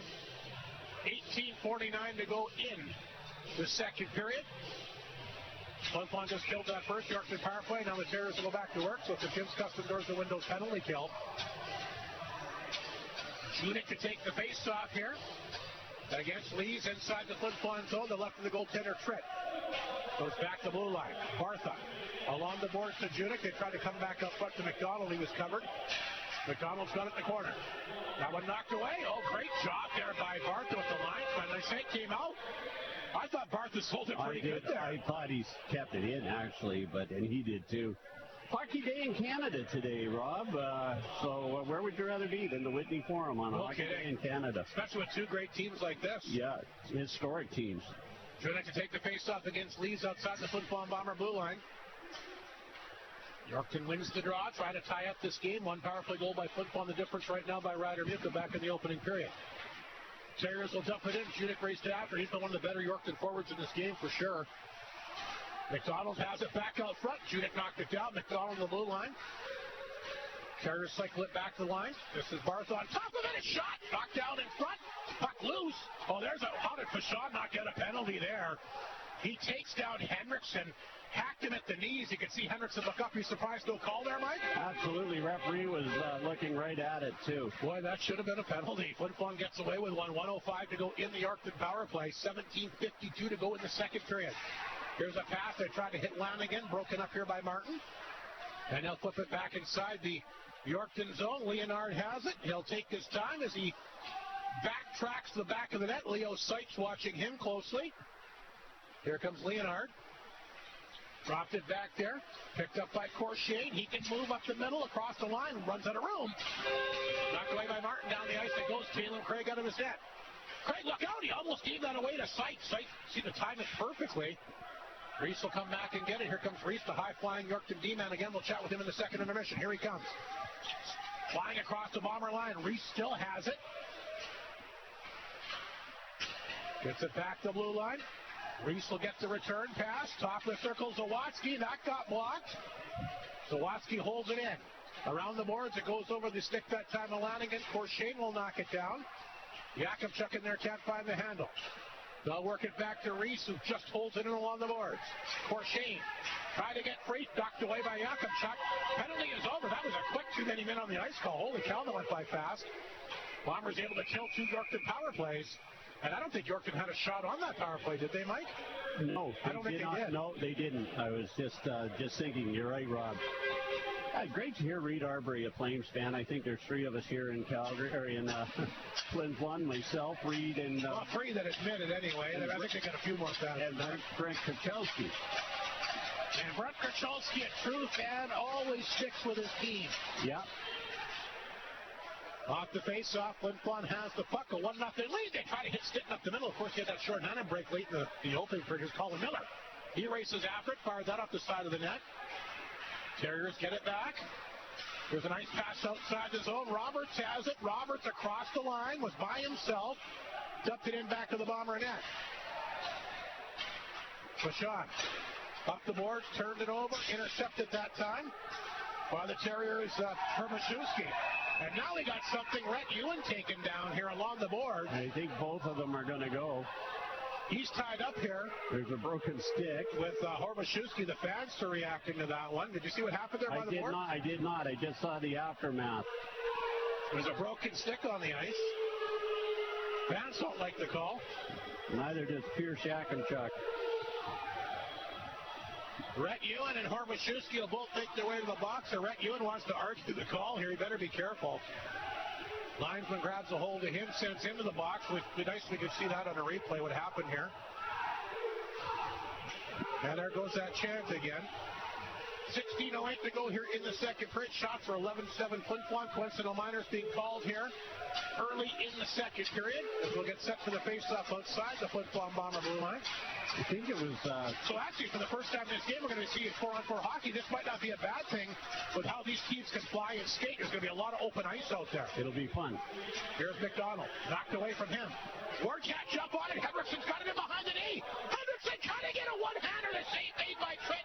McDonald's got the rebound, trying to throw it out front. Yeah. Another penalty against the Bombers. I was wondering, the referee in behind called it. I think that's a good call. Bruce will take the hooking call, and you know what? There's a good penalty and a bad penalty. That was a good penalty to Yeah. I was looking at the referee in the offensive zone. He didn't have his hand up, but the trailer did. So this should be a 4-on-3, which is going to be a lot more open ice. So Yorkton going to get another chance here. They're 0 for 2 on the power play. Should get some good looks this time with a lot of open ice here. A 4-on-3. The hook to Bruce, the Bomber D-man. Leonard, a very dangerous weapon. Heath, Corshane, Lanigan, and Reese, the power play unit for Yorkton. Stinton, Yakimchuk, and Vachon are the Flin Flon Bomber penalty killers. Terriers have the puck. They get it back to Reese. They'll take a look. Feeds that back to Leonard. Back out front. Corshane doesn't shoot it. Feeds it back out front. Grabbed here by Yakimchuk, but he can't clear it out. Yakimchuk try to knock it down. It comes back to point. Reese will hold it in. Reese through traffic. Good save, Trent. He had Corshane open there, but a good beat that time by Reese, and he figured why not. Everybody's expecting me to throw it there. I'll fire it on net, and It's always a good play when you get a shot on goal. Absolutely, and a great, a chest save by Charlie Tritty, again, high up in the crease. And the key there is he saw the shot all the way. And controlled the rebound. Off the face-off, Terriers knock it down. Reese will hold it in. Here's a pass off foot to Corshane, back to Reese again. Leonard back out foot. Nice job that time after Sean to reach over and block that. Corshane along the board. He'll hang on to it. Corshane hangs on back to Reese. Walks in, fires it. That one ended up hitting, I think, Lanigan in front of the net. Lanigan has it in the corner along the boards to Corshane. Corshane takes a look. Back of the goal for Lanigan. Corshane in the corner. Reese is open at the blue line. That's where they go. He'll hang on. Slides that pass over to Leonard. Leonard works his way back to blue line. Back up front, the one-timer. They score. Power play goal. Corshane's tied it as he drills out over top of the left shoulder here, a trick. And you know what? Very often you see goals scored 4-on-3. It's a very high efficiency rate. Yeah, absolutely. I wonder if that might have, here's the replay, if that might have got a tip off about Sean here. Well, we talked about the lethal Bomber power play, the Yorkton power play, pretty lethal as well. Right up there with Flin Flon, and Corshane will hammer that one home as he will score his 18th of the season. And we've tied things up here at the 5:14 mark. 3 power plays in a row for Yorkton. Flin Flon cannot play undisciplined like that. Although, again, the penalty on Bruce, it was a good penalty to take. Yeah, absolutely. 4-on-4 now. For 38 seconds, and Flin Flon will have a brief power play. Well, wait a second. Why is that not the same time? I don't know. I think that's what they're probably discussing. Yeah. Referee came over. It's got to be identical because the other penalty would be off the board now with Yorkton scoring. Should be 38 seconds. Or 52, whatever it is. Anyway, Corshane's got his 18th of the year. Reese, the big D-man, will get 1 assist. We'll see if they hand out any more, but it is a power play goal for Yorkton. Both power plays have struck tonight. A power play goal by Ryder Nuka back in the opening period, and Corshane has tied things up for Yorkton here. There's 38 seconds of 4-on-4 hockey. Leaves against Balance. Ward has it. Ward to center. Laid ahead, nice pass. Leaves across the line. Walked in, and Cormier blocked that one. Lees will get it back in the net. Here's Joey Lees. Nice pass out front, but goes through. I think Martin was expecting it, and he'll have to race back down in Flin Flon territory to grab it. There's the pass to Lees. He comes back to collect it at his blue line. He'll take a look. Lees across the Yorkton blue line, hung on to it, brought him in deep. Cormier had him tied up, went back of the goal. Look out there! The Yorkton D-man almost put that in his own net that time. That was great. They broke it up at center. Martin will jump on it here for Flin Flon. Poked away from him, can't get across the line. That was too many men on the ice again. You gotta be kidding me. There's no doubt about this. The fans can argue all they want. You cannot play the puck with an extra guy on the ice. Mike Reagan arguing, but he doesn't have an argument. Maybe he's yelling at his team. I think he is. Yeah. Another too many men on the ice penalty. Oh, these are absolute backbreakers. And like you say, Rob, there's at least 2 more that they could have had earlier. Before. That one was obvious. No, Mike Reagan's mad at the referee. And so are the fans, which... I mean, again, he played the puck, and there was 6 guys out there. So another power play for Yorkton coming up. They've tied the game, and they're going to get another opportunity. Mike Reagan's leading his case here. You know what would be actually one thing that we could add to the broadcast, which could either be really good or really bad? Kind of a mic down the benches to hear what the coaches say to the refs, or, the players amongst each other. That would be kind of interesting to add to the broadcast, would it not? It would. But... Matter of fact, next year, we're going to get Northland Ford to sponsor it. You're going to be down between the 2 benches, and that's going to be your new post. I think the CRTC would have something. The NHL's getting their guys down there all the time. Yeah, I don't think you can mic up the benches. The language gets... Mike, I got complete confidence in you that you handle yourself accordingly. There's no room down there for me, Rob. We'll build a spot.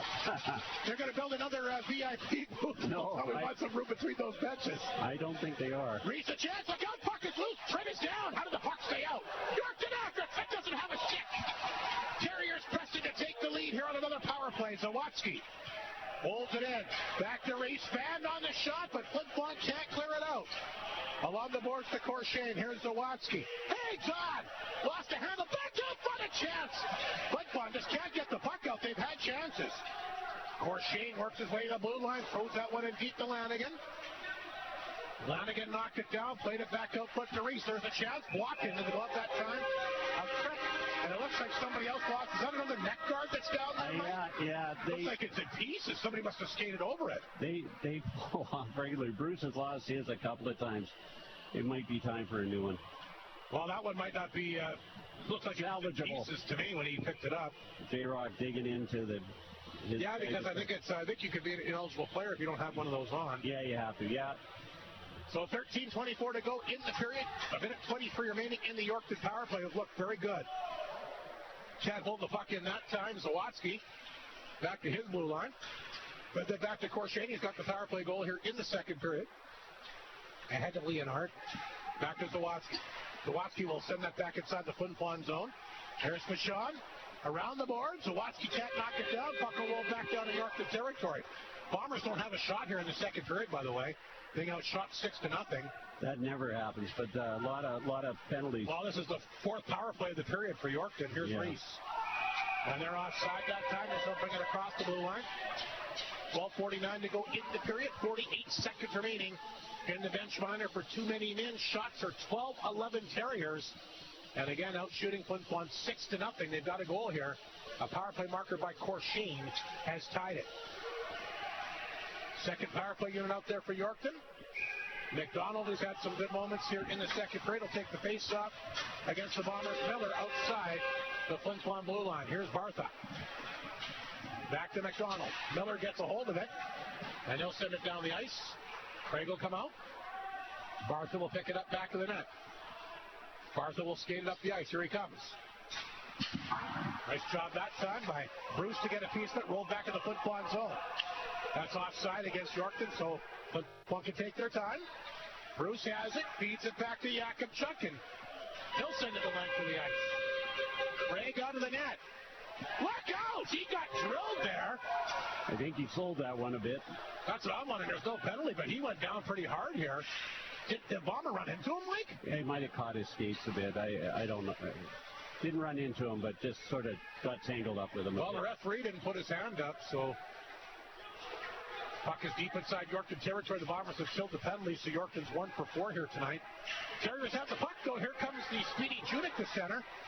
He drops that one back there offside again as Henriksen will pick it up.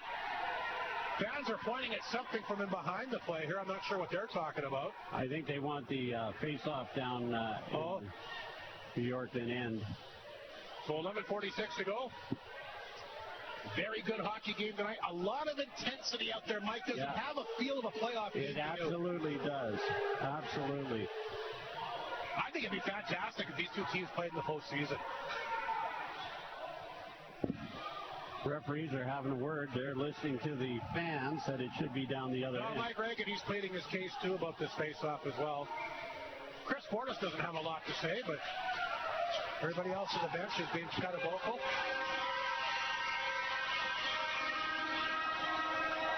They're moving it, I think, Rob. But they ran the horn for some reason. Well, the referee and the linesman have moved down to the Yorkton end. Yep, they're moving. Well, there you go. Power of the people, right? There you go. There's a penalty against Yorkton up on the board here, too. The Terriers have taken a penalty. What's this for?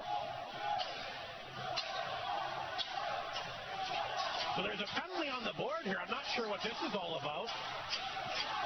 You're going to have to look into that, Rob. The Yorkton bench is empty. They got the penalty up. Henriksen must have taken some... Well, sorry, that's not Henriksen. That's actually... Leonard. So I'm not... They've taken a penalty. We'll have to wait for the announcement here. Bob Wood, our Pepsi Power Play contestant this time. Or Arctic Beverages contestant, rather. He gets his products at Walmart. They announced the penalty. I didn't hear it. Sounds like a bench penalty, Rob. Yeah, for something. There's a chance at punt for Lees, and he found on that one. So a bench minor for something. And Flin Flon trying to retake the lead here. Michon at the blue line. In the corner. Gets the return pass. Feeds it back to Delisle. Yorkton doing a nice job keeping everybody on the outside. Michon along the boards to Delisle. Pass out front. Lees out of position, and he couldn't get the shot away. Bombers will dump that one back in for Ryder Muka. That beautiful power play goal back in the opening period. Muka, though, Can't knock it away. Here comes Reese, and he's dangerous. Even short-handed. Here he comes. Reese down the ice, throws it out front. That was close. As Briltz almost redirected it in. Boy, Yorkton showing a lot of speed here tonight. They'll play it back inside their own zone. Cormier's got it. And he hammers it back in. A minute to go in the power play. 10:45 in the period. Leo Sykes redirects that inside Yorkton territory. There's Gray. Gets it past to Lyle. Picked up by McDonald. He's got company. Across the line. Short-handed on target. Tricked the save. Rebound picked up by Ward. Boy, Yorkton has had the real edge of play here in this second period. Even on the power play, Flin Flon can't get much going. Ward lost the handle. Gets it back to Sykes. He's across the Yorkton line. Beats it out front. Nice pass to Knutson. Blue line for Ward. Here's Knutson. Walks in. Shoots a good save, Craig. They don't hang on. That's the first shot of the period here by Flin Flon. It took them almost 10 minutes to get their first shot. Yorkton Terriers were called for too many men on the ice. Oh, that's why the fans were pretty excited. Yeah. Well, we missed that one. We saw the Bomber one, but I didn't notice it. It must have happened.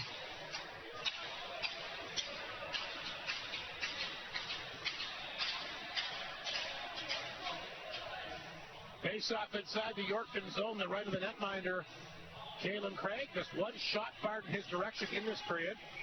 27 seconds remaining the Bomber power play. This Yorkton penalty kill's been impressive. Yeah, absolutely. I knew they were a good team, but I think Yorkton's even better than I thought they were.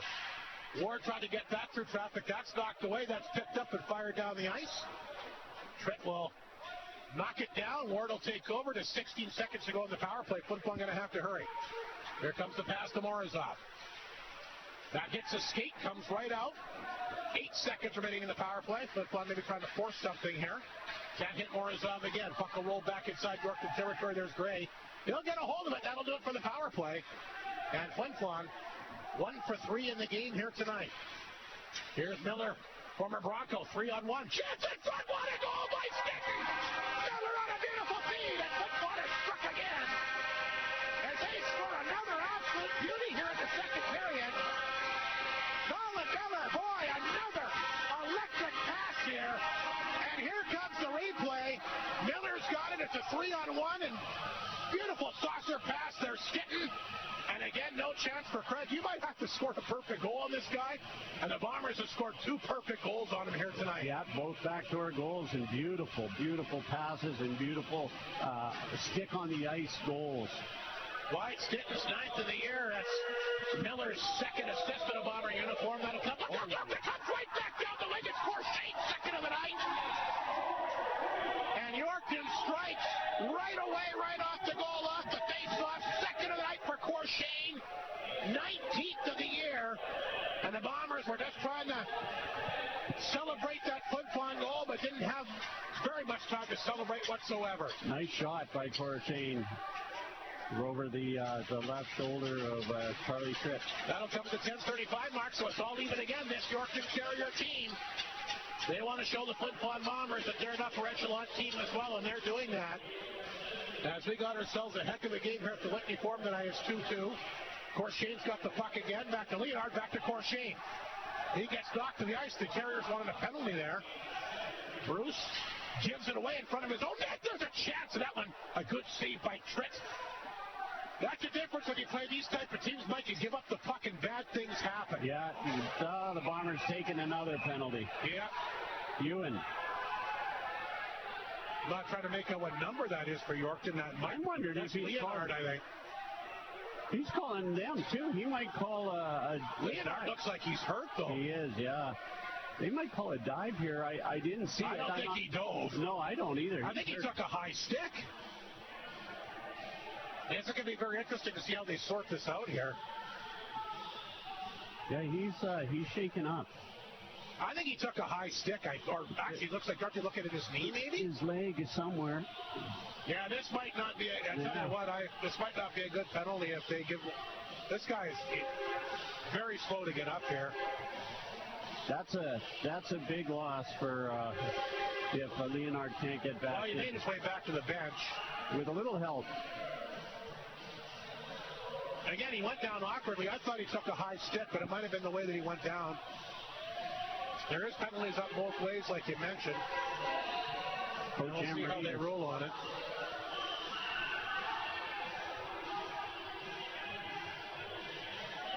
So just getting the officials on the goal here.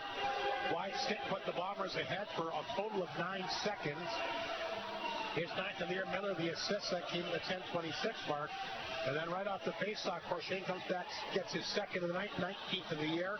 Zawatsky, the assist on that one at 10:35. Jake Briltz, I hope I'm saying that right, is serving the penalty for the Yorkton Terriers. So 4-on-4 for the second time in the game. It's a 2-2 game. 8:55 to go, second period. Face-off outside the Flin Flon Bomber blue line. And here's Balance across the Bomber line. He threw it in. He had Judith cutting to the front of the net, just missed him. Miller had that beautiful setup the last time he was on the ice. Has the puck, leaves it back of the goal here for Knudsen. Sean had to be careful, almost gave it away, poked that one ahead. Here comes White Stick, 3 Bombers away. The pass to Knudsen, he'll pinch in. Knudsen fired that off the side of the Yorkton goal. Terriers get it back, that's Reese. Just gets away from Stinton, and he'll carry the puck to center. The smooth skating Reese across the line, on target, save made. He races out front, Knudsen didn't like that. Now we're going to get more penalties here, Mike Slip. Reese and Knudsen, I think, are both going to go as well. They were jawing at each other in that last face-off. I'm just seeing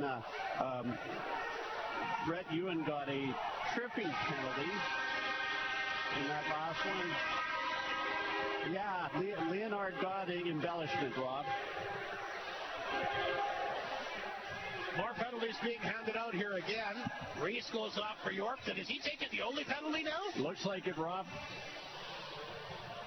Well, Flin Flon would go to the power play for the 4th time here tonight. You don't hear the fans yelling, "Ref, you're great. Ref, you're no great." kidding, eh? Yeah, maybe they should think about that when they get a call if they like.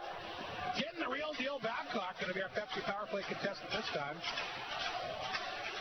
He gets his products in the co-op. Good luck to Tim. If the Bombers do score the power play, guess what? A 12-pack of Pepsi, or 12-pack of Gatorade water. I got to get used to that. I've been Pepsi for 30 years.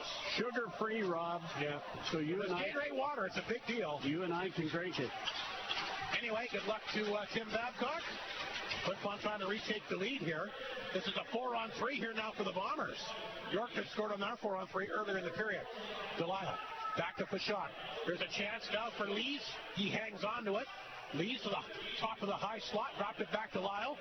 Still no shot. Now Delilah hangs on. Walked in and back. Henry scores. What a goal! Oh, my goodness. Every single goal of this game has been an absolute highlight reel. Maverick allowed and red hot like we mentioned. He'll score on the power play. And look at this here. Lees has it, the nice drop pass. He hangs on. I thought hung on to it too long. But look at that beautiful move. Forehand to backhand to beat Callum Craig. And Delisle has scored here. Yorkton Terriers need to pick up a special part of their equipment. Delisle just undressed them. That's Delisle's 14th goal of the year. And like I said, he's really had a strong second half here. Now 6 goals on the power play. That'll come at the 12:05 mark. And Flin Flon back in front looking for more here as they get the puck across the Yorkton blue line. We're now back to 4-on-4. Pass it for Knudsen looking for his first of the Bomber and take it there. And he'll make the save and knock it away. But what an entertaining game here tonight, Mike Slip. You said it, Robson. Just some incredible passing by both teams. Neither one of these goalies can be faulted for any of the goals they've given up. They've been all really nice goals. I think they're the stars of the game so far. Flin Flon back in front. A power play goal here by Maverick Delisle. Lees will get the lone assist on that one. That came at the 12-minute mark. I said 12:04. They say 12 minutes on the score sheet. Anyway, 3-2 Flin Flon in front. Corshane's got both goals for the Terriers, and he's got the puck inside his own zone. So there's that pass to Zawatsky. They try to move that one back up front. It's going to be an icing call. Going to face off back in Yorkton territory. 7:29 to go in the second period. Yorkton out shooting Flin Flon 16-15. Like I said, they've held the Bombers to just 5 shots so far in the second period, which doesn't happen very often. But they're a good hockey team. They are. This is a lot more fun to call a game like this, Rob, than maybe the last few we've had here at the Whitney Forum. Well, like I said, I mean, these are the games here when you turn the puck over, it could actually wind up in the back of your net. Media timeout. We'll take a break. 7:29 to go. It's exciting tonight. Flin Flon in front 3-2 on 102.9 CFAR and FlinFlonOnline.com. Bailey Homes has 15 years of experience in the North, specializing in RTM homes and foundations, and are also proud supporters of our community. They are so thankful to Flin Flon and the surrounding areas for supporting them for all these years. They're always willing to chat with a potential customer to help Bailey Homes show what they can do for our community. Visit bailey-homes.ca to find out how they can help you build the home you are looking for. Prime Rib Fridays are on at Chicken Chef. Cap off the work week with a tender 8-ounce prime rib with garlic mashed potatoes, a pillowy Yorkshire pudding, plus veggies and a small vanilla sundae to boot. Chicken Chef is excited to offer this to you for just $33.33. Available after 4. Fridays are for prime rib and au jus at Chicken Chef, where it always feels like home. And I'll tell you what, if that ad just sounded really good about the prime rib, I can tell you right now it's absolutely fantastic. I'm with you there. Best meal I've had in 2026, and that's not an exaggeration. 3-2 Flin Flon leads, and they got a chance here. Morozov taken down. And again, we talked about good penalties and bad penalties. That's a 3-on-1. That's a good penalty. Yeah, and, you know, the beauty, what Morozov did, he just kept his feet moving through that and drew that penalty. It wasn't a dive. No, that was a legitimate call for sure. But like I said, a good penalty here by Kershane. And Flin Flon's been hot on the power play. They're 2 for 4. This is opportunity number 5 coming up. By the way, congratulations to Tim Babcock, who also picked up a 12-pack of Gatorade water here earlier. Water bottles flying at...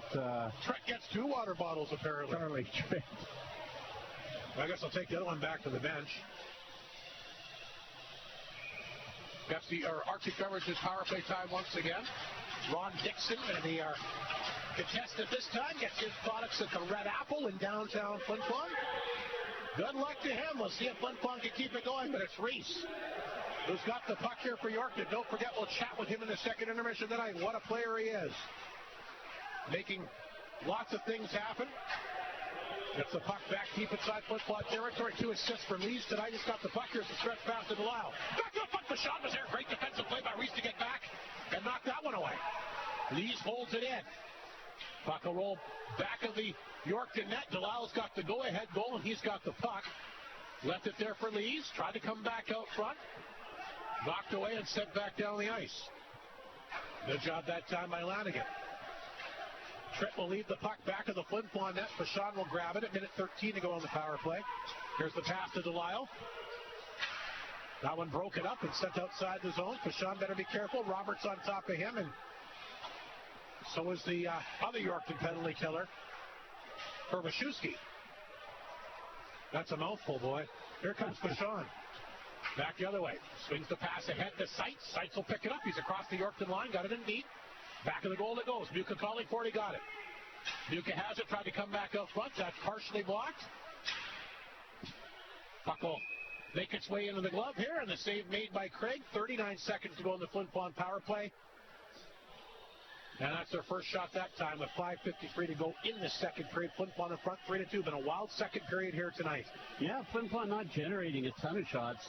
They were in penalty trouble at the beginning of the period, but they've had a couple of power plays and only 5 shots, which is not Bomber-like. Stinton to take the draw against McDonald. Stinton's got a goal here tonight. An absolute beautiful pass from Connor Miller. Stinton wins the draw. There's Morozov. Look out. He got tattooed along the bench that time. The puck will stay in.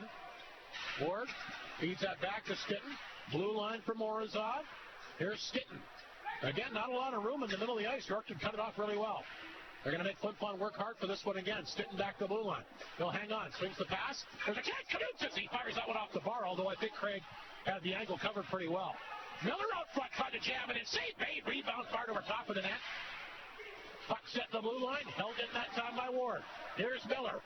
Gets it in deep. There's 5 seconds to go in the power play. Ward at the blue line. Feeds on. Ripped it over top of the net. Knudsen. Tied up along the boards by Lanigan. Corshane's under the box, and Flin Flon 2 for 5 on the power play tonight. Good pressure, though. Ward at the blue line. His shot. redirects wide of the Yorkton goal. Terriers finally get out. They got a 2-on-1 here. Crochet to McDonald. Crochet hangs on. Toe drag. He falls down. McDonald almost knocked it in anyway. Trish, that was a great save. I thought he kind of lost sight of it, but must have got a piece of it like you mentioned. Terriers can't hold it in. It makes its way past Palin. Now Newland races back, tries to pick it up, but Palin stayed with him. They'll knock it down. Palin, one of the newcomers that they're really excited about here in Yorkton.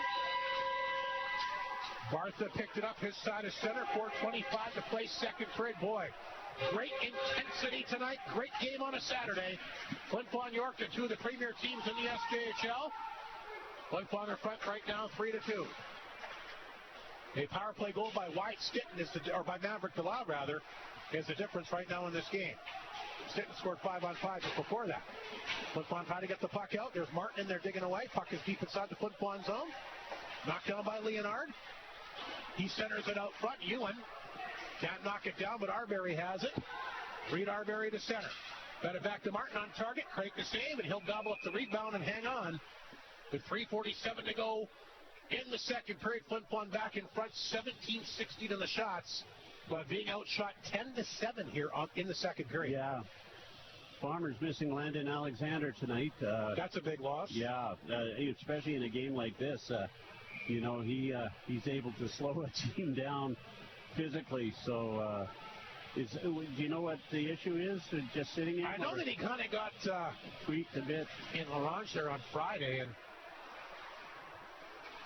I think Mike did say that he wouldn't miss the game tonight, but they weren't overly concerned as they feel that he'll be able to be back in sooner than later. What a year he's had.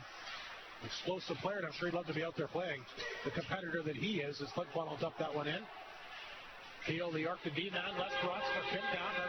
We haven't seen a lot of big body checks in this game. You mentioned Landon Alexander. They obviously missed that physical presence. But like I said, Les Bronx has had a real hate on for the opposition in the second half. Yeah. I mean, he has no problem throwing big hits. Very physical guy.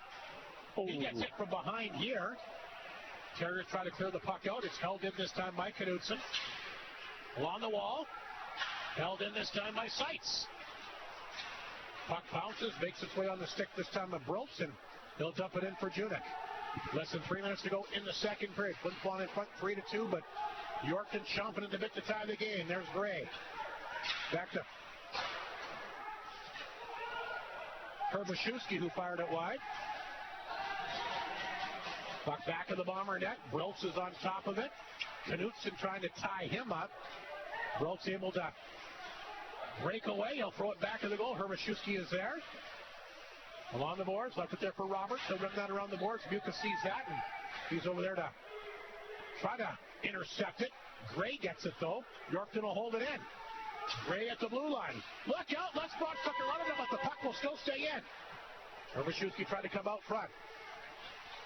Puck laying at the back of the Bomber net. There's a chance in front. Oh, that one almost went in. Got knocked down a further net that time by Fashawn. And Flin Flon will flip it ahead. Roberts back to get it. Got to come back to Gray. Grabbed instead by Herbashewski, who's been out there a long time. Terriers up it back in the Flin Flon zone. Picked up here by Mounier. Played it back to Delisle. Delisle quickly dropped it back to Muka. Off Muka's stick, can't knock it down. Terriers back, 3 on it at center. Led by Leonard. Knocked away from him. Picked up here by Bartha, the Yorkton D-man. Didn't see Martin, but did get it away from him.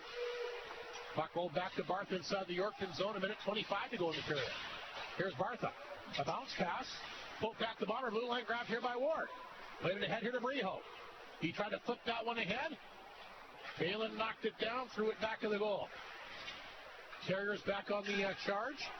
Henriksen trying to play that one back to center ice. Blocked down by Delisle. He'll hit somebody up on the Bomber bench. They'll blow that down with 1:04 to go.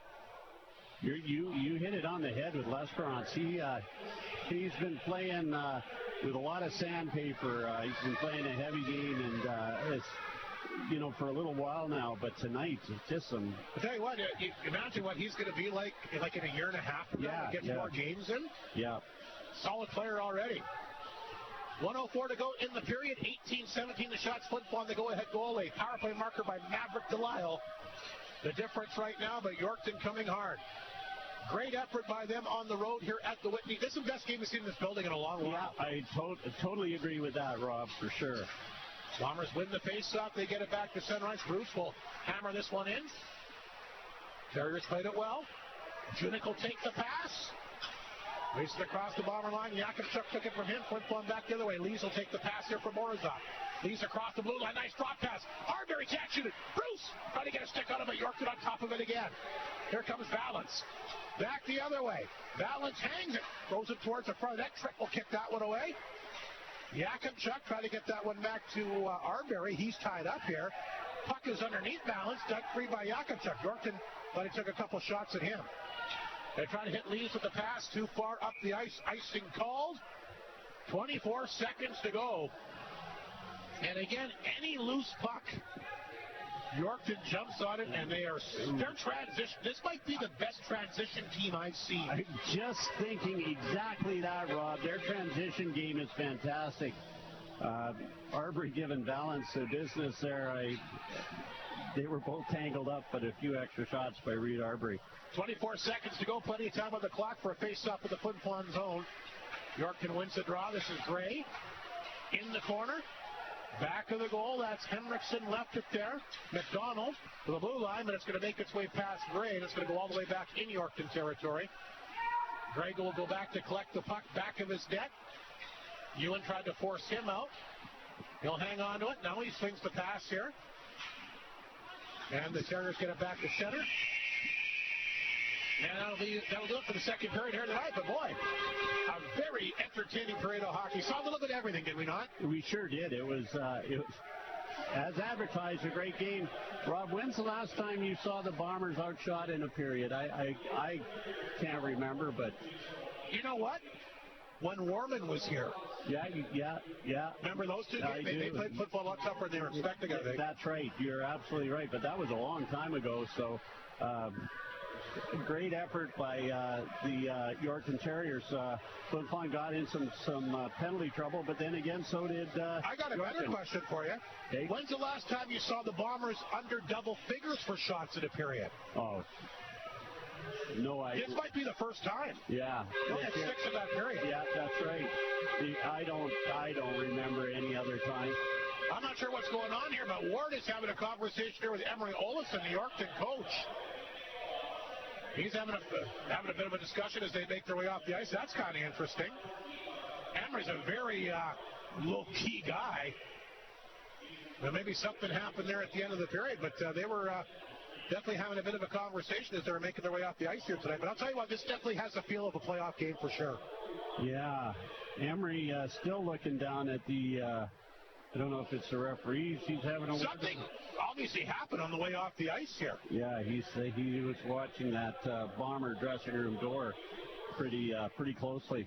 We'll take a break. The second intermission show for the Co-op is coming right up. What a game tonight. Flin Flon in front 3-2 on 102.9 CFAR and FlinFlonOnline.com.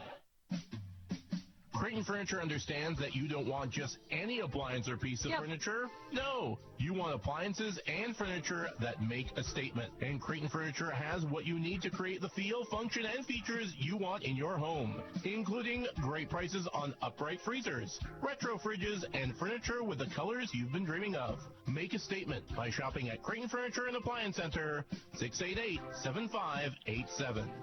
It's that time of year I love to head to Shane's. Black Friday deals are not just on Black Friday anymore. And at Shane's, I always know I'm going to find the perfect thing I really want. Getting the things I want on Black Friday deals, pure magic. Wow, look at the Black Friday deals. Love that party speaker. I've always wanted one of those. Tablets and laptops, furniture, and appliances with huge deals. I love shopping at Shane's. So convenient at the right price for the stuff I want and need. Shop Black Friday with Samsung and Shane's in the paw at the Attica Mall. See you shopping at Shane's. Northland Ford proudly supports the Flin Flon Bombers throughout the SJHL season. We know that the Bombers will play tough like the Ford F-150, the toughest truck on the market for over 40 years. Northland Ford helping the community cheer on the Bombers as they work to bring a championship to the best fans in the league, and they provide you with the best selection on their lot. In the North, for the North, Northland Ford, the dealership you tell your friends about. And welcome back to Whitney Forum. Like I said, boy, what a hockey game here tonight. Flin Flon a 3-2 lead after 2. Let's take a look at the second period scoring summary. Flin Flon had the 1-0 lead entering the second. The Terriers, we talked about their power play. They strike early at 5:40. Corshane's 18th from Reese and Leonard to tie the game. Stinton would come back on a beautiful pass from Miller. His 9th of the year, 10:26, but literally 9 seconds later, right off the faceoff, Corshane down the left side. Beautiful goal as he puts it over top of the right shoulder that time of Charlie Tritt. Second of the night, his 19th of the year. So Watsky the assist on that. But then Flin Flon will come back with a power play marker to retake the lead. Maverick Delisle's got his 14th of the year. Lees and Fashon the assists at the 12-minute mark. Shots in the period, 12-6 Yorkton. And both teams have 18 after 40 minutes of play. Power plays are big. 3 of the 5 goals tonight have been scored with the power play. Flin Flon 2 for 5. Yorkton 1 for 4 so far. And there's been a lot of power plays. A couple of 4-on-4s, a 4-on-3. We've seen two too many men on the ice calls against Flin Flon and 1 against Yorkton, and goals have been scored on 2 or 3 of them. And you're right, and we could have seen 2 more that were missed. The boys just a little eager to get out there before their teammates get off, but it's an exciting hockey game. And you said it. Does this have a feel of a playoff game? Well, it certainly does. It's back and forth, some great skating on both sides. You know, that Reese is a heck of a skater. He fast. Sure is. He is fast, and he looks like he has some size. And he's smart. And he gets down the ice. It's one thing, to be a good offensive D-man and get down the ice, but he's always back. Look at that defensive play he made late in the second period there. I think it was Fashon was trying to feed that pass to somebody that got him behind the D, and he dove across and made a good defensive play. He's definitely one of the top D-men in the league for sure. This Yorkton Terrier team is going to be a tough team in the playoffs. They're a tough team now, but come playoff time, and it's not going to be easy. No, like I said, I'd love to see these two teams meet in the playoffs, but again, going back to comments that both Mike and Emery made before the game, Flin Flon, a first-place team, they got a bullseye on them every time you play. And like Emery said, he said, look, one thing to go to Nipwood and win there, which is a tough building, but when you're going against the first-place team, that's kind of the measuring stick. This kind of tells you where you are as a team when you come into the Whitney Forum and play the Bombers. Not only the top team in the league, but the hardest rink in the league to win in. We've had many coaches and players say how much they love playing here because of the atmosphere and the history, and it's a tough place to play. Yorkton's doing a good job of it. Great game so far. We'll see how the third period goes tonight. Flin Flon a 3-2 lead after 40 minutes of play. That's awesome. Thank you very much. That's awesome. Look at that nice Viking Cup puck here just delivered to me. That is nice. That's beautiful. Big thanks to Christina Borgstrom for bringing that puck up. You're a big memorabilia fan. I collect anything. Yeah. I'm collecting those wrestlers from back in the 80s, those rubber ones. Yeah. I've come across a ton of those the last couple of days. I'm collecting those now. Anyway, like I was mentioning, Bushwhackers? I don't have them. Oh, I love those guys. Flin Flon a 3-2 lead, and we talk about a dominant team. I asked you this last time. We'll see if you were paying attention. I doubt it. Flin Flon Bomber record what they lead after 2 periods of play this year, Mike. I remember you asking me. I can't remember the 21-0 now. Yeah, it was 17-0 the last time I asked you. I was going to say I don't think they've lost. So. But it is 1 goal. But anyway, pretty impressive nonetheless. Flin Flon 21-0 when they lead after 40 minutes of play. Yorkton trails after 2, 1-10. But again, it's just 1 goal. And the way that they're flying out there tonight, I think Yorkton's going to be very, very motivated to come out here for the third period. Absolutely. We'll take a break. Speaking of Thomas Reese, he's going to be our second intermission guest. He'll join us next here on 102.9 CFAR Flin Flon, online.com. Hudbay is proud to be a sponsor of this Bomber broadcast. Yep. Donations for bursaries, hockey schools, clubs, community events, charities, and so much more. Hudbay has supported our community with dedication and generosity, contributing to events and organizations. Hudbay thanks the people of Flin Flon for their continued support. How does KFC make their original recipe chicken taste so good? Their trained cooks hand-bred premium grain-fed Canadian chicken for their original recipe chicken on the bone, which is raised without any hormones in a secret recipe of 11 herbs and spices. They use only trans fat-free Canadian canola oil to cut the saturated fat in the food without sacrificing taste, and it's cooked in small batches throughout the day. This ensures that the chicken is always fresh, just the way the Colonel wanted it. KFC. So good. Good evening, welcome to our second intermission. Thomas Rees from the Yorkton Terriers is going to join us, a member of the silver medal team at the Canada West. Of course, it took place here, back just before Christmas time. Thomas, I guess first and foremost, what was that experience like to not just represent your league, but put that nice red Canadian jersey on? Oh, it was awesome. Every kid dreams of wearing that Team Canada jersey, and to be able to do it for once in my life, it was just an incredible experience. Did you have was it one of the things you thought about heading in that you might have an opportunity to kind of catch you off guard? Tell me when you got the news and you heard you're going to be playing. It was incredible. I got the call from Trevor Blevins there, and I was like, man, this is awesome. This is what I've been dreaming of my whole life, to wear that jersey and represent my country and bring home a silver medal. We did a pretty good job. What's it like the first time you put it on and skate on the ice? Is it just an overwhelming experience? Oh, yeah, it was awesome. It was so overwhelming. It was just incredible. You're wearing a Team Canada jersey. It's like, holy, it's awesome. It's like what you want. What would the difference be, I mean, from a day-to-day game in the SKHL to playing in that tournament? Is speed a big factor? Yeah, speed is definitely one thing, and there's so much skill there, and physicality is just always good, but SJ is pretty physical too, so I was used to it, but yeah, speed is definitely a huge factor. What's it like? I mean, it's one thing to go, and we just talked about the Viking Cup, you and I, one thing to go with guys from your league and try and put a team together, but players from all across Western Canada without a lot of preparation time. What's that like? It was fun, actually, bringing guys that you don't even know together, and we bonded quickly, and getting to know new guys, it was incredible. Well, that was then. This is now the Yorkton Terriers, a big victory in Nipawin last night. Wasn't maybe the best first period for your team, but boy, when you needed to put your foot on the gas pedal last night, you did. Anytime you can win on the road's a big deal, especially in Nipawin, big 2 points. Yeah, it was awesome. Like you said, we struggled there in the first, but we came in the first intermission, we're like, we got to pick it up a notch, and that's what we did, and we came home with 2 points, so we were happy. This team's flying. 3 guys, I think, in the top 5 in scoring now. Of course, yourself having a good year, and Caleb Craig, no slouch between the pipes. I mean, I think your team is very underrated.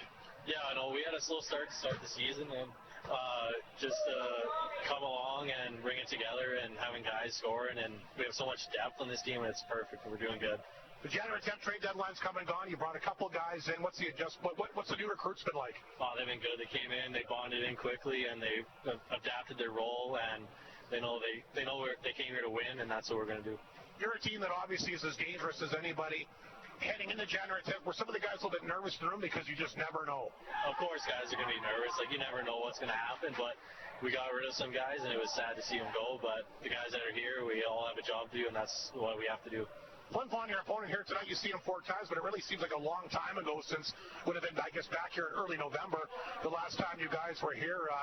I guess you feel you know them well, and they made some changes as well, but good challenge for you here tonight. Yeah, no, it's going to be a good game, of course. Like, I think they're top of the league, and I think we're pushing to get up in the standings here, and once tonight will be a good test for our team, and I think we'll do good here tonight. You played them pretty well in your building earlier in the year. Your power play, when it's clicking, it's the most dangerous in the league. Oh, yeah. Well, our power play there with Courchain and Lanny there, it's pretty good. They got some electric chemistry there being from Quebec, and once we get going, it's pretty hard to stop. I don't want to make too much of a big deal out of it. Flin Flon, of course, picked up that big win in your building earlier this year. That must motivate you. Oh, 100%. That was a huge, devastating loss for us, and after that, we had like a good meeting, and we're like, no, we cannot be doing that, and we're definitely going to play with our chip on our shoulder here tonight. You know, it's interesting because that game kind of turns their season around, but that can kind of turn your year around in a way, too, can it not? Oh, yeah, of course. Like, you lose at home that bad. It's like, can't be doing that in front of your fans and all that. So definitely turn our season around and know that we got to do better at home, and we got to play better. You're certainly doing that. Like I said, I'm looking forward to this one here tonight. I mean, we talked about the big win in Nipawin, a big win in Estevan. They're a pretty good hockey team, too. Yeah, Estevan's pretty good. They're above us in the standings right now, but I think we're going to catch them here pretty quick, and they're a good team, and, you know, beating them is always good, especially in the division. I don't want to put the cart before the horse, but if Flin Flon and Yorkton to meet in the playoffs, is that a matchup you'd like? Oh, it'd be awesome. I think it would be 2 really good teams up against each other, and I can't wait for that to happen. It would be pretty physical, fast-paced games, and it would be a great matchup. Well, the reason I ask you that is because I feel both teams are very similar. Yeah, they are pretty similar. We both got lots of depth up front and on the back end, and guys know what to do hitting-wise, and we got speed and all that, and both teams pretty evenly matched. Thomas, I mean, you've obviously a very good hockey player. You've played at lots of different levels, lots of different buildings. What's it like for you to come in the Whitney Forum? What's it like to play in this building as a visitor? Oh, it's definitely a challenge. You know, it's one of the hardest places to win in this league, and I think just coming here, it's always a good experience with the fans and stuff, and I love it. Is the crowd a big factor here? Oh, it's definitely a factor. It's just you got to use it to our advantage and build our own momentum and own momentum and stuff, and it'll be just got to do what we got to do. It's a pretty tough place not to get motivated to play in, right? Oh, of course it is. Yeah. Thomas, quickly before I let you go, favorite NHL team, favorite player for you growing up? Ooh, my favorite team was Los Angeles Kings, and I loved watching Drew Doughty play, and I tried to model after him. Are you surprised you made Team Canada?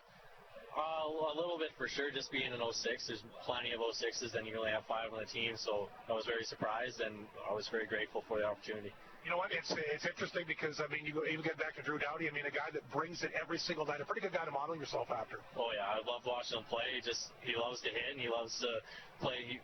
He takes pride in the D zone, and he can also put it up offensively, and I just love watching him.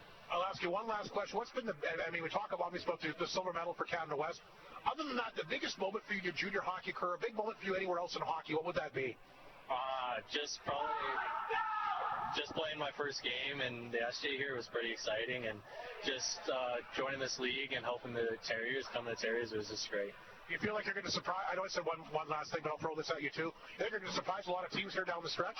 Oh, of course we are. They definitely underrated here in this league, and we're going to come at them hard, and we're going to show them who we really are. It's going to be a great game tonight, Thomas. Thanks a lot for your time. Pinnacle player in the SJHL. Again, congratulations on that silver medal. Good luck to you in Yorkton down the stretch. I think it's going to be a fun team to watch. Yep, thank you so much. Thomas Reese from the Yorkton Terriers here on 102.9 CFAR, FlinFlonOnline.com. At the North of 53 Co-op, you can get the most out of your hard-earned dollar. Shop smart with Co-op Sensibles. Affordable essentials that never compromises on quality. Find them throughout the store, from the bakery to fresh meats and even in the frozen section. With dependable low prices on everything you need for your favorite everyday meals. It's time to make groceries make sense with Sensibles. Only at the North of 53 Co-op. You're at home there. Working hard or hardly working? Either way, working in the cold isn't really much fun when your gear isn't the greatest. RAG can make your work experience easier by getting a variety of their quality high-vis jackets, winter safety overalls, and maybe even some of their work gloves. And if you ever feel like being a mechanic, RAG specializes in auto and motorcycle parts, along with power equipment to help you with your needs. RAG, supplying auto parts and accessories in Nepal for over 33 years. And welcome back to Whitney Forum. The second intermission show for the Co-op continues. Coaching staffs on the bench. Teams coming on the ice very soon. Let's take a look at the McDonald's out-of-town scoreboard tonight around the SJHL. Humboldt, a 3-0 lead on Melville. That's late in the third. That'd be a big 2 points for the Broncos. Melford looking to pull the upset in Weyburn tonight. Got the Wings down 3-1 with less than 5 left in the game.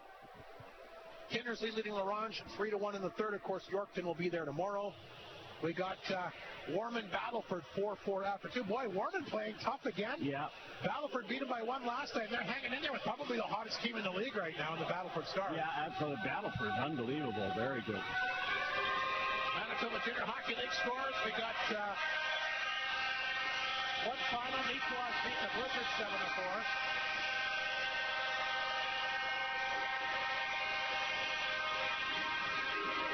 Burden a 4-0 lead on the Blues late in the third. It's Winkler up on Dauphin 4-1 after 2. Wayway leads the Winnipeg Monarchs 3-2 after 2. And Selkirk a 6-0 lead on Portageois after 2. NFL playoffs today, we told you. What a great game between Buffalo and Denver. The Broncos off to the AFC Championship game. They beat the Bills at OT today 33-30. Seattle a 24-6 lead on San Francisco in the third quarter. NHL Finals, the Rangers beat Philadelphia 6-3. Calgary over the Islanders 4-2. Utah beat Seattle 6-3. Columbus in the shootout rather, beat Pittsburgh 4-3. Minnesota cooling off Buffalo today 5-4 in overtime. Carolina 4-1 win over New Jersey. Montreal coming from behind to beat Ottawa in overtime 6-5. That's ridiculous. Stop it. Leafs beat Winnipeg 4-3 in overtime as well. And Boston a 3-2 lead on Chicago after 2. Does that thing have an off switch? I don't know. I don't know.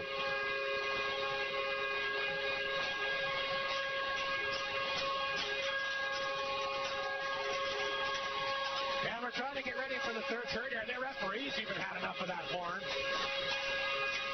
Emery Olsen called the referee over there. I don't even know how he could even talk to him with that thing going. That's why that horn's going, just to bother that conversation.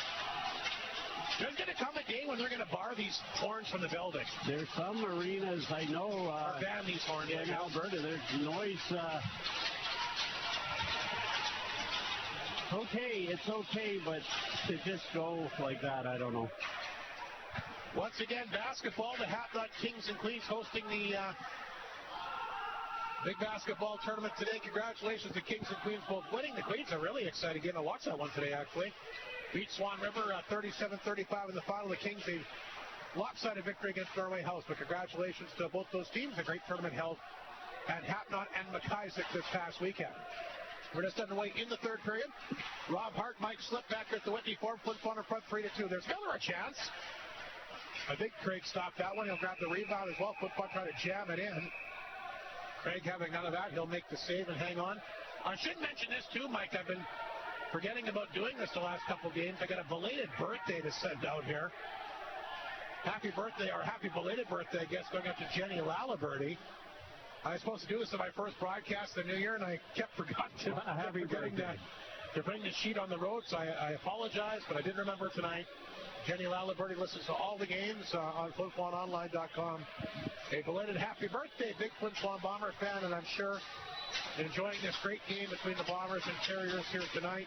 And a shout out to RCMP, ex-RCMP in Flin Flon, Mike Hill, who's now in Yorkton. Texted me, says he's listening to the game, and he's still a big Bomber fan, so that's good to say. See, we miss you here in Flin Flon. How long have you been in Yorkton? A year, maybe. Beautiful community. Bruce outside the Yorkton blue line. I'll be there next Friday. Looking forward to making my return there for Access TV. Terriers on the fly. Zawatsky, look out. He's dangerous. Trying to flip that one back out front. Yakubchuk can't catch up with it. Terriers will hold it in. Like I said, they're down a goal, but they're a team that certainly lately has had no problem coming from behind. And obviously the motivation to be the first team to win a game at the Whitney Forum, obviously pretty big. Yakubchuk has the puck at center. He'll send that puck back in the Yorkton zone. Craig got a stick on that, left it there for Gray. Took a big hit that time by Lees. Terriers get the puck back anyway, though. They're looking for Judic, a little bit out of his reach. Ward sends that one back to Mounier. Up the middle, nothing doing. Lanigan saw that one all the way. He intercepts it and gets it back to center. Ward will cut it off. He'll throw it back inside Yorkton territory. Big body check again between Morozov and Palin. That was a trip. Morozov after it. Palin getting in his kitchen. Puck loose. Picked up by the Terriers. Ripped around the boards that time by Valance. But Buttle hold it in. They had a guy open in front. It was Morozov, but he couldn't get a stick on it. Bartha lost the puck in the corner. Judic. He's tied up. Flin Flon after it. Judic will grab it in front of the net. He'll take off. Look out. Better for the guy. Body check that time by Ward. Ward will try to feed that back to Mounier. That's grabbed by Morozov. He'll flip it inside the Yorkton zone. Bartha is there. Puck will roll the blue line. Held in. Good hustle that time by Fashon. Lesperance back of the goal. Lesperance hangs on to it to the right point. There's a shot by Knudsen. Good save. Craig saw it through traffic. Got his blocker on that. Big body check again. Muka might be taking a penalty here. No. He drilled. What number is that? He nailed him. The Yorkton player lost his stick. I'm trying to make out who that is. Hendrickson not happy about it, obviously. Comes over at Lesperance. And we got an injured Terrier here. He took that could have been maybe classified maybe a high hit, Mike. How did you see it? His back was turned, and I think he went face first into the glass. He did, yeah. Was it Lesperance who's... No, it was Muka with the head. Muka. Hopefully this player is okay. Again, I apologize. I can't make out the number. No, I can't either. I think it's number 12, and I'm guessing here. But I don't even know if Johnson's even playing tonight. Anyway, he got shaken up. You're absolutely right. He lost his stick. And he got hit hard along the boards, and he definitely went up into the plexiglass here. Coach Emery really not happy. I'm sure he's not. 17-12 to go in the third period, just underway. A 3-2 Flin Flon lead. Yorkton medical staff, obviously it is Johns. I was right, it was number 12. And looks like he might be bleeding underneath the mask. Like you said, he went up in that plexiglass. And he is getting assistance to get back to his feet, which is good. And the Yorkton medical trainer will attend to him, and hopefully he's okay.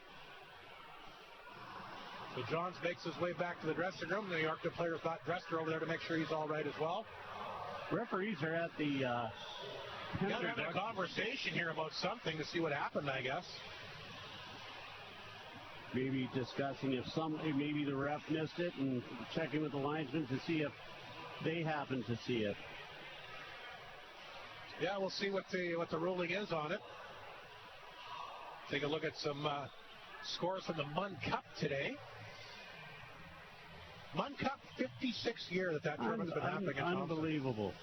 Northland Fort Bombers, you won't be happy, Mike. They're 0-3. No. Lost the Paw 5-3 Friday. Lost 10-6 to Norway House and 8-2 to Thompson today. And Pets Threads Bombers, I've not been able to get an update on how they're making out. If you'd like to send me a message on the Pets Threads Bombers score, I'll certainly put them on. Northland Fort Bombers, like we said, 0-3 at that big tournament. Not sure how Pets Threads is making up, but we'll hopefully have an update before the game's over. Half the staff at Northland Fort is down in Swan River at, I guess I don't know what level that is, but youngsters. Hockey tournament there too? Yeah, as I say, I think we got four staff members. We could have had 5 down there, but Allison decided to stay back, and so I'm sure some of them are listening. Hello to all my brethren, and see if some of them will text you those Pet Threads Bombers scores, Mike. Yeah, if you got those scores, you can text them to us. We'd like to get them on the air here and update fans on how the other local team is doing. There's Leo Seitz back in the net. He ran out of room there. Great game here between the Bombers and Terriers. Flin Flon in front 3-2. Again, the difference right now in the power play goal by Maverick Delisle back in the second period. Ryder Muka, what a strong game he's had. Going to come back out front. Puck is laying there. McDonald will tap that one ahead. Here's a quick pass. Look out. Ormaszewski across the line will walk in and help fire that. They tried to knock the puck on the glove there. And Trick trying to get in his kitchen a little bit. And Reese just flying down the left side there. Boy, isn't he a fun player to watch? He sure is. 16:39 to go, third period. Great game. Flin Flon Yorkton, fourth and final meeting here tonight. Will they meet in the playoffs for the first time since 1988? Wouldn't that be something? Leonard to take the draw here against Stinton inside the Flin Flon zone. The right of the netminder, Charlie Trent, Bomber debut tonight. Made some good saves when he's needed to. Of course, Shane's got 2 goals for Yorkton. Both of them couldn't knock that one down. He's forced back in his own zone. Picked up here by Cormier. He goes down hard, but Sawatsky has it, and Yorkton will go back to work offensively as they'll throw the puck back at the Flin Flon zone. Of course, Shane took a good body check that time by Miller. Puck comes back to White. Stinton at his blue line. Dumped it back in there. Picked up by Miller. They'll redirect it inside Yorkton territory. There's Gray. Gray played it ahead. Sawatsky can't get loose. Taken away that time by Big Red Ewan. Flin Flon after it. Good work here by Delisle. Back of the goal for Martin. Gray took it from him, but turned it over. Here's Delisle. Picked in front. What a pass! What a save. Martin, you're right.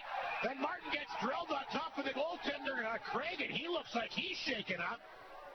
Delisle took a cross-check, Martin took a cross-check to the back and went right down on Craig, who was defenseless, but he made a tremendous save, like you mentioned. He's been really good tonight. He's up. That's good to see. Yeah, he sure has. That was an incredible save. Great play, though. And that was Delisle went in, but he was pushed in. Coach Emery, boy, he's been at it with the refs tonight. He's not happy. You got Pets Threads Bomber scores here. Thank you very much. You ask and you'll receive. For setting those in. They lost their first game to Thompson 6-3. Won their second game against the Paw Huskies 8-3. Then they lost to Swan River 9-1. And a 3-1 loss to Thompson. They'll play for the bronze medal, though, against the Paw tomorrow at 4 o'clock. So good luck to all the coaches and the players of Pets Red Bombers. Here's Judick breaking away here for Yorkton. Across the Bomber line, fed it right back out front. But they can't make pay dirt. Flin Flon back the other direction. But a big thanks again for sending us those scores. Very much appreciated. Riho inside the Yorkton zone. Lanigan has it. He'll flip it back to center. That's picked off. And Knutson, who's been good tonight for Flin Flon, will fire it in. Bartha back of the net. Being watched out front here by Arbery. Here's Bartha. Ahead to Lanigan. Try to redirect that one to Judick. Flin Flon will knock it down. They get it back across the Yorkton line, but quickly it's sent outside the zone. Fashawn. Back of his own net. Feeds that one back to Knutson. Nice play up the ice. Here they go. Nice pass to Lees. Because he'll knock it inside the zone. Lees back up. Front Morrison scores! 4-2 Flin Flon. Joey Lees. Third assist of the game. And the Bombers will take a 4-2 lead. You know, I was going to mention it earlier tonight how Morrison's been a little quiet lately. Yeah. But boy, he is a terrific offensive hockey player. But look at this great play here by Joey Lees. Yeah, this was all Joey Lees. Doesn't take the pass cleanly, but he races down the ice and hustles. Yeah. And gets it up front to Morozov. And I'll tell you right now, for any young hockey players that are watching the game, that's why your coaches tell you to work hard and skate hard, because things like that happen. Yeah. All 4 goals by the Bombers have been fair, and all the goals have been very, very good goals. Like good hard shots, great passes. So Morozov scores, and hard work there by Joey Lees to set him up. That's Morozov's fifth in the air. And Flin Flon has taken a 4-2 lead here in the third period. But Joey Lees, another strong game, 3 assists in the game. Flin Flon back on the attack. They tried to come up front to Arbery. Henriksen has it. He'll get a couple chances to get out. He does, and he'll feed it back inside the Flin Flon zone. There's Mounier. Back to center ice. Morozov has got the 4th goal. Back across the Yorkton line. Couple shake and bake moves there to get that one in deep. Orbashewski, though, comes back the other way. Trying to hit Roberts with the pass. Play is broken up. Oh, big hit there. Sight steps in the grave. Flin Flon trying to throw some body checks here. Orbashewski, a big body check there. He's going to take a penalty for this extra hit on Ward. That took a long time for that referee to call. Well, he called it because he didn't call the hit. He hit him when he was on the ice here. That's the penalty. He hit him in the boards, and then he hit him in the back of the head when he was down, and that's the penalty. This is Orbashewski. He's leaving the game. It's a cross-check penalty, and then he nailed it again when he was down on the ice there. Ward slow to get up. Flin Flon about to go back on the power play for the 6th time here in the game. They are 2 for 5. Here's a replay, Rob. You'll see it here. I mean, it's obviously like a cross-check, but he's on the ice here. I don't know if he'll show the aftermath or not. But see, he gave him a second shot there when he was down. I was going to say before that this period has been a lot more physical, especially for the Flin Flon Bombers. Yeah, like I said, they're coming out here like this is a big game for both these teams. This is a message sender for both these teams tonight. Absolutely. Dave Andres is our Pepsi or Arctic Beverages contestant here tonight. Dave gets his products at Walmart. Coach Emery reminding the referee of the trip, and he has an actual point. There was a trip. He's not happy with the referee, and you're right. He's 5-minute penalty. He's not happy with that. It is a 5-minute major, you're right. It was 2 minutes originally, and they changed it to 5. So what a chance here for Flin Flon. They've scored to make it 4-2. They got to send somebody in the box.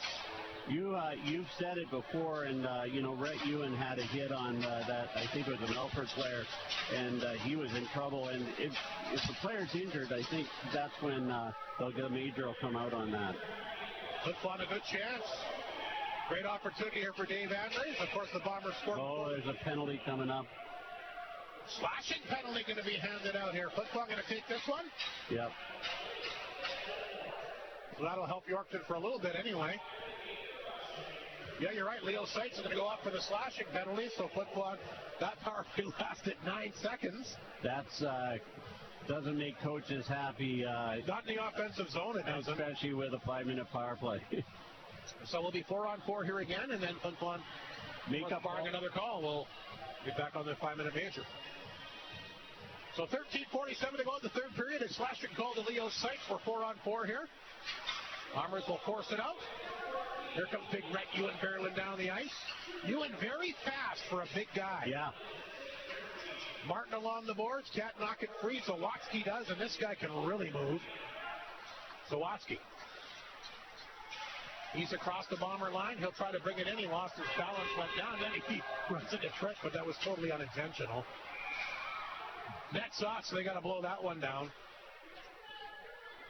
Zawatsky, another fun player to watch here. I'll see him next Friday. He did have some nice moves there. Really gifted skater. Now we got a face-off outside the Flin Flon blue line. 13:21 to go. Shots are now 22-19 Flin Flon. A big goal here by Morozov in the third period. Yeah, that was, and again, all the goals have been really, really pretty. Rhett Ewan getting ready for the face-off. Looks like Leonard will take the draw against him. Face-off outside the Bomber blue line.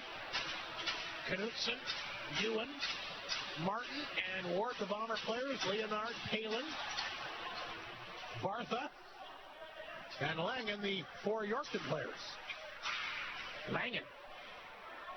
Good work along the boards to get that puck back in the Flin Flon zone. Ward back to the net, try to knock it down. He's not sure where it is. Martin digs it free. He swings that pass outside the zone and will roll back to the Yorkton blue line. Palin on top of it. Palin will feed that one over to Bartha. Bartha to center. Skates across the Bomber line. Brings it in deep. Here's Bartha. Didn't miss by much. Great individual effort by him. Lanigan back up front to Palin.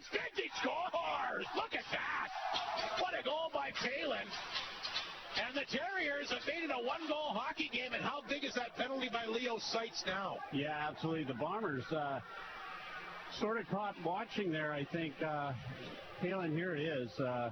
Just took a beautiful pass there. There's only 2 defenders back. Yeah, right inside the right circle, blows it right by Charlie Trent. You don't want to see a player floating back, and I think that happened there. That's a big, big penalty against Sykes there now, as Yorkton's made it a one-goal hockey game. Emery mentioned it was a goal by their third line that turned the game around against Nipwin last night. We'll see if that one turns things around here tonight. Flin Flon, we back on the power play here at 44 seconds. The Terriers will push it in deep. Yakimchuk back of his own net. Swings that pass to Arbery. Reed Arbery will take off the center. A lot of open ice out there. Oh, what a move by Arbery! Arbery walked in. He scores! Another highlight reel goal. It's highlight reel goal after highlight reel goal. And Reed Arbery taking the world on his back there. And he'll walk in and fire it over. Again, another high. All the goals should be going up high in the net here tonight. And look at this move here by Reed Arbery. Undresses the D-man, hangs on, a little bit of a toe drag move. Craig might have went down a little bit early here, Mike Slip. Started to go down for sure. Reed saw it and just put it upstairs, and gee whiz. Just fantastic goal scoring tonight.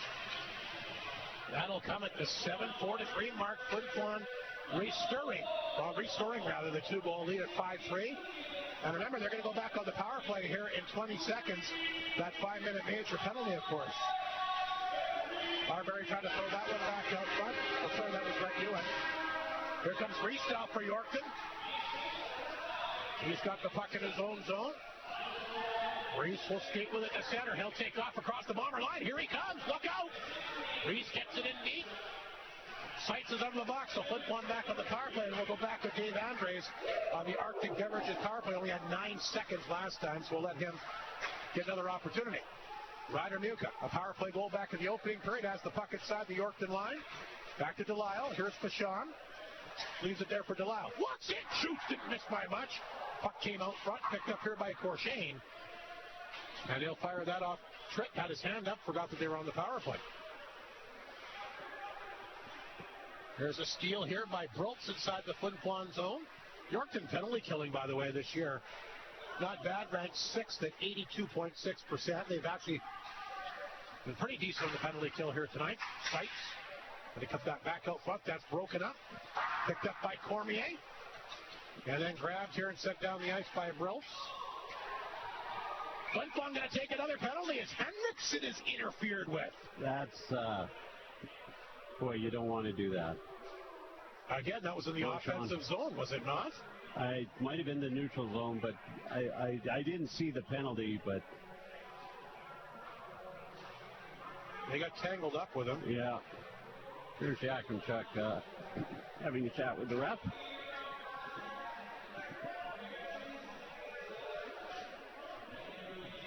Yakimchuk, by the way, got the assist on the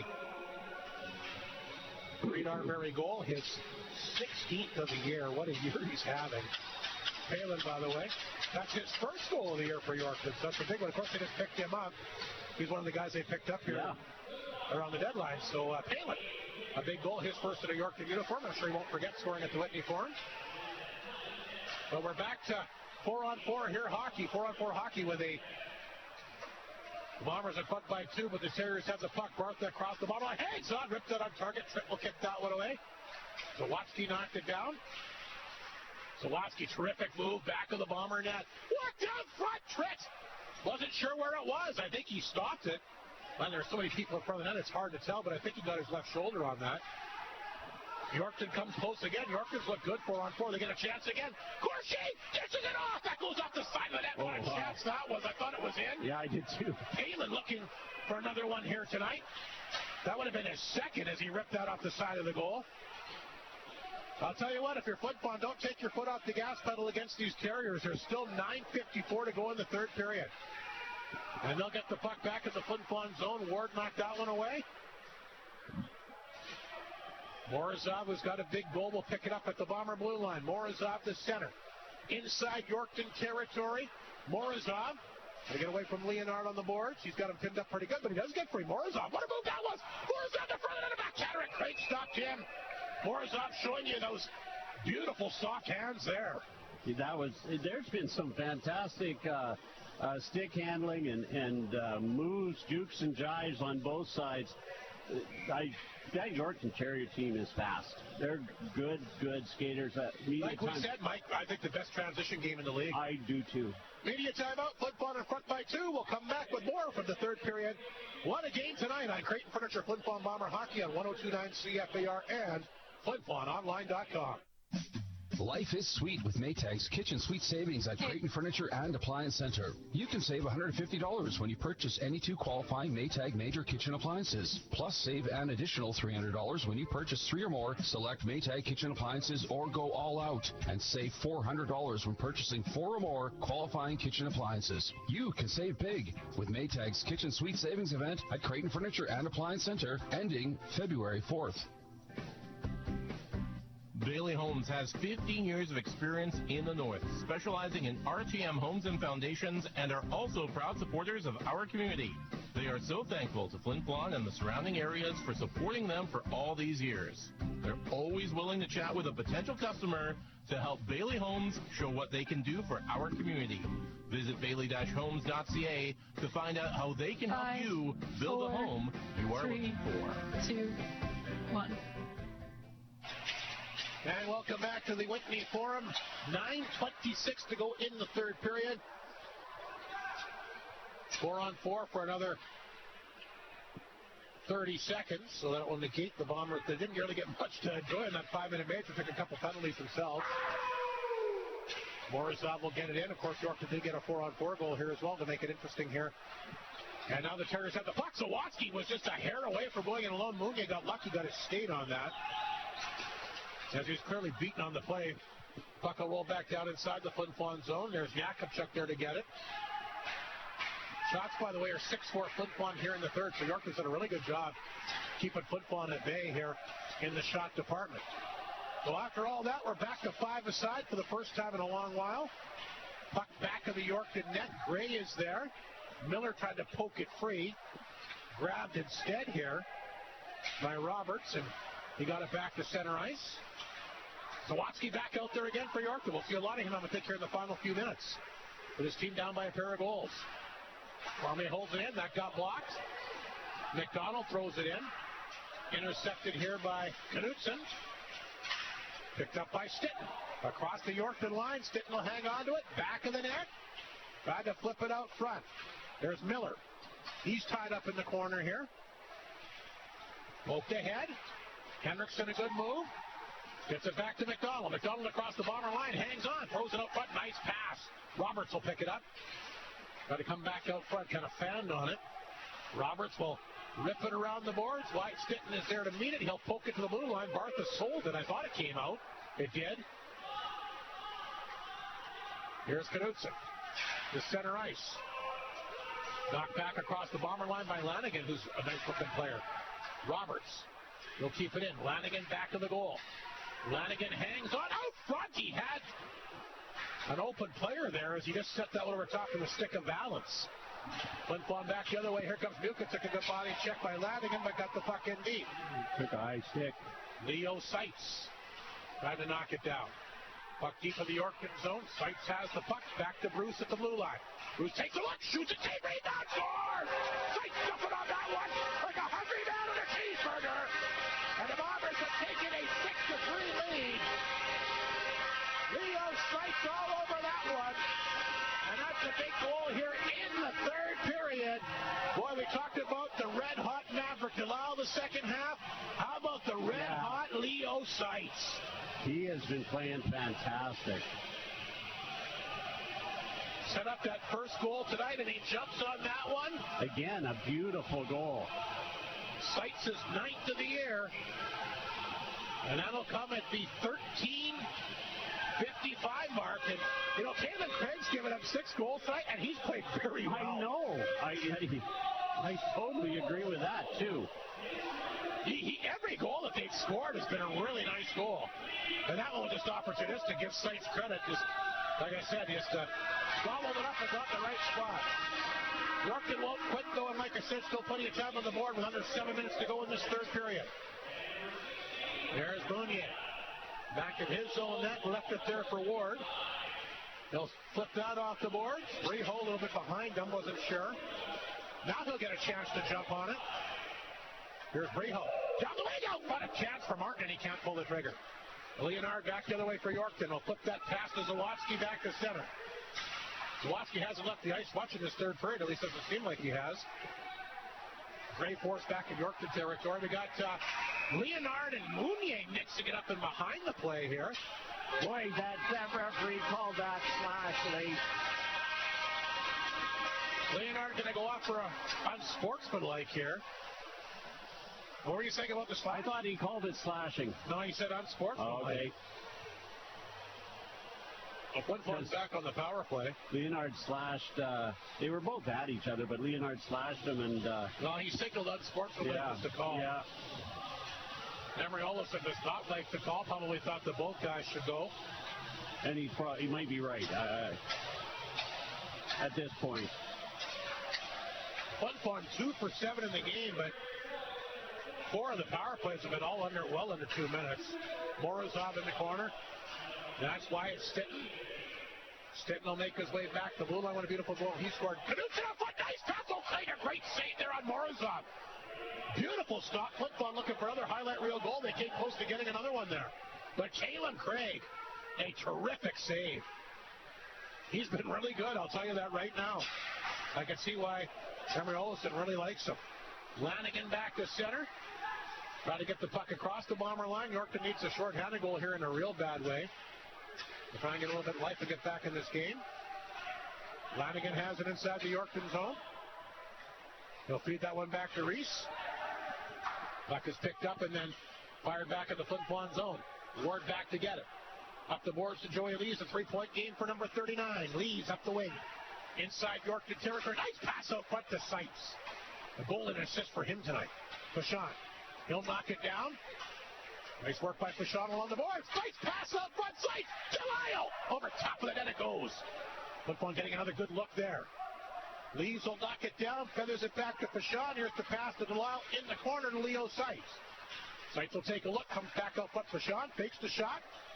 Here's Buka's chance, and Heel will redirect that one over the glass and out of play. 35 seconds to go in the Flin Flon power play. 4:45 remaining in the third period.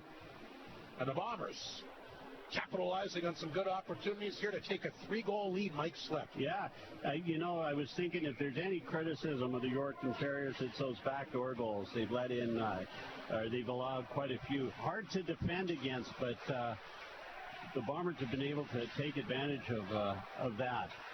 Sights had the puck stripped away from him. Here comes the Yorkton captain, Henriksen at center.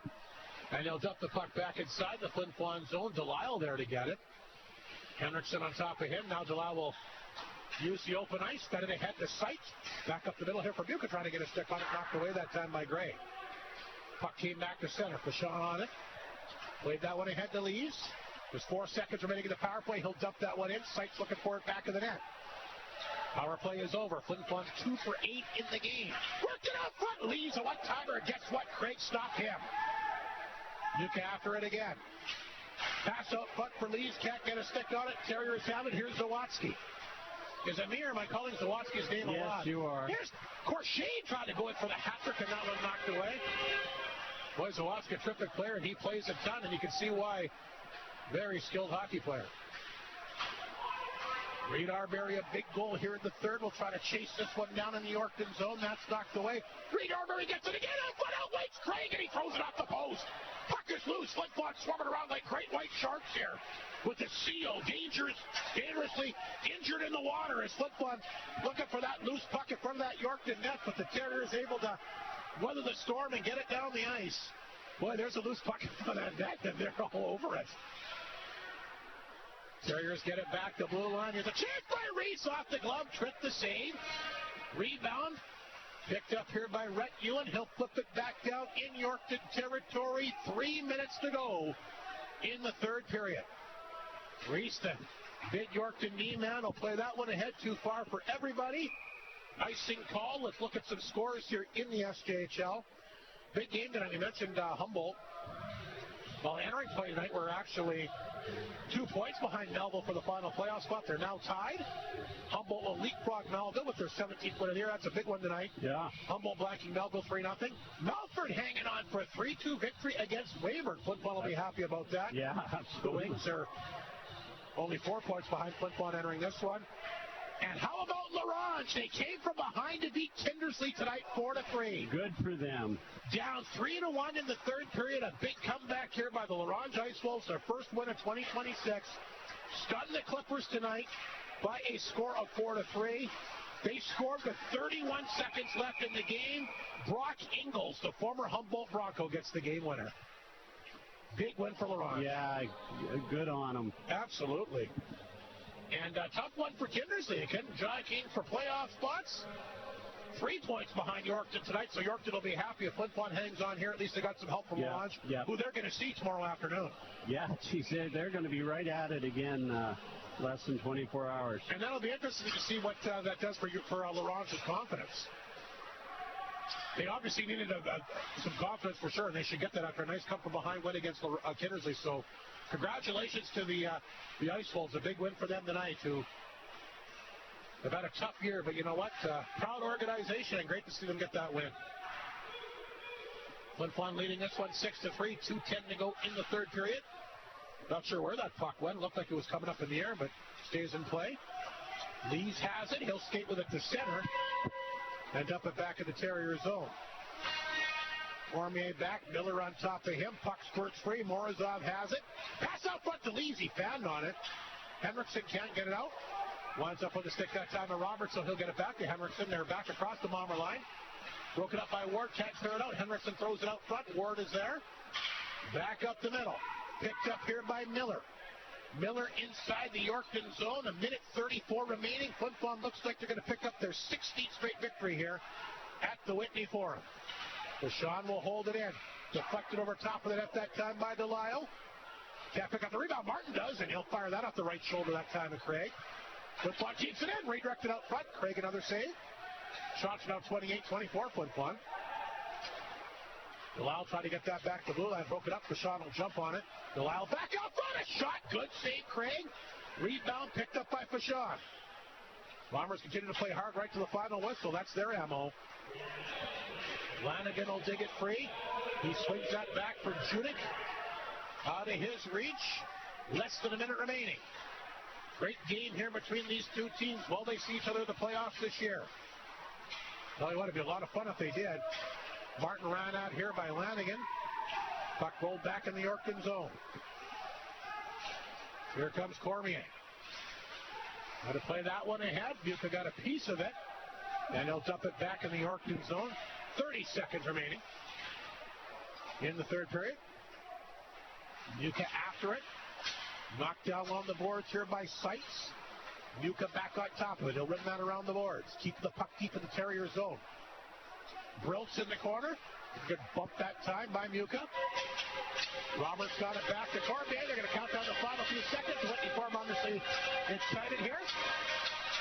Bombers, like we said, will pick up their 16th victory of the year in a row at the Whitney Farm. Have yet to lose a hockey game here. They pick up their 26th victory total.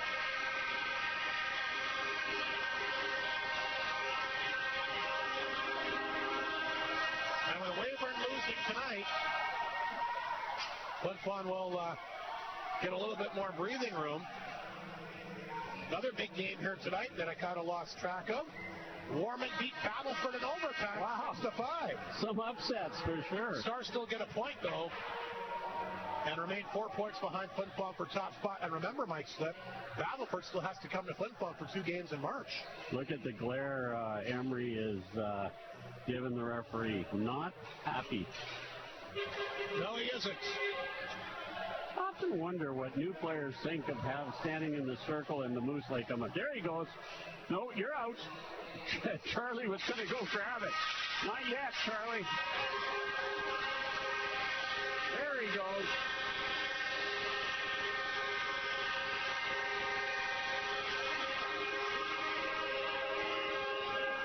The Bombers will pick up their 16th straight home ice victory and now have 26 wins on the year.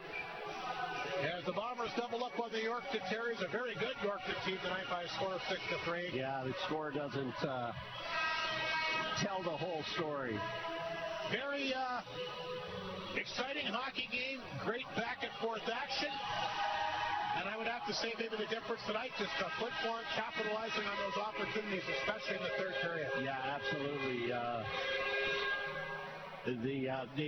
The Bombers came out and played far more physical, I thought, in the third, and that seemed to change the tide a little bit. But again, the Yorkton goalie, he played well. Callum Craig, he played extremely well. So we called it. It was going to be a great game. We thought it would be a great game, and it certainly was. It was. It lived up to the billing for sure. We'll take a break. A lot to get to here at the Whitney Forum tonight.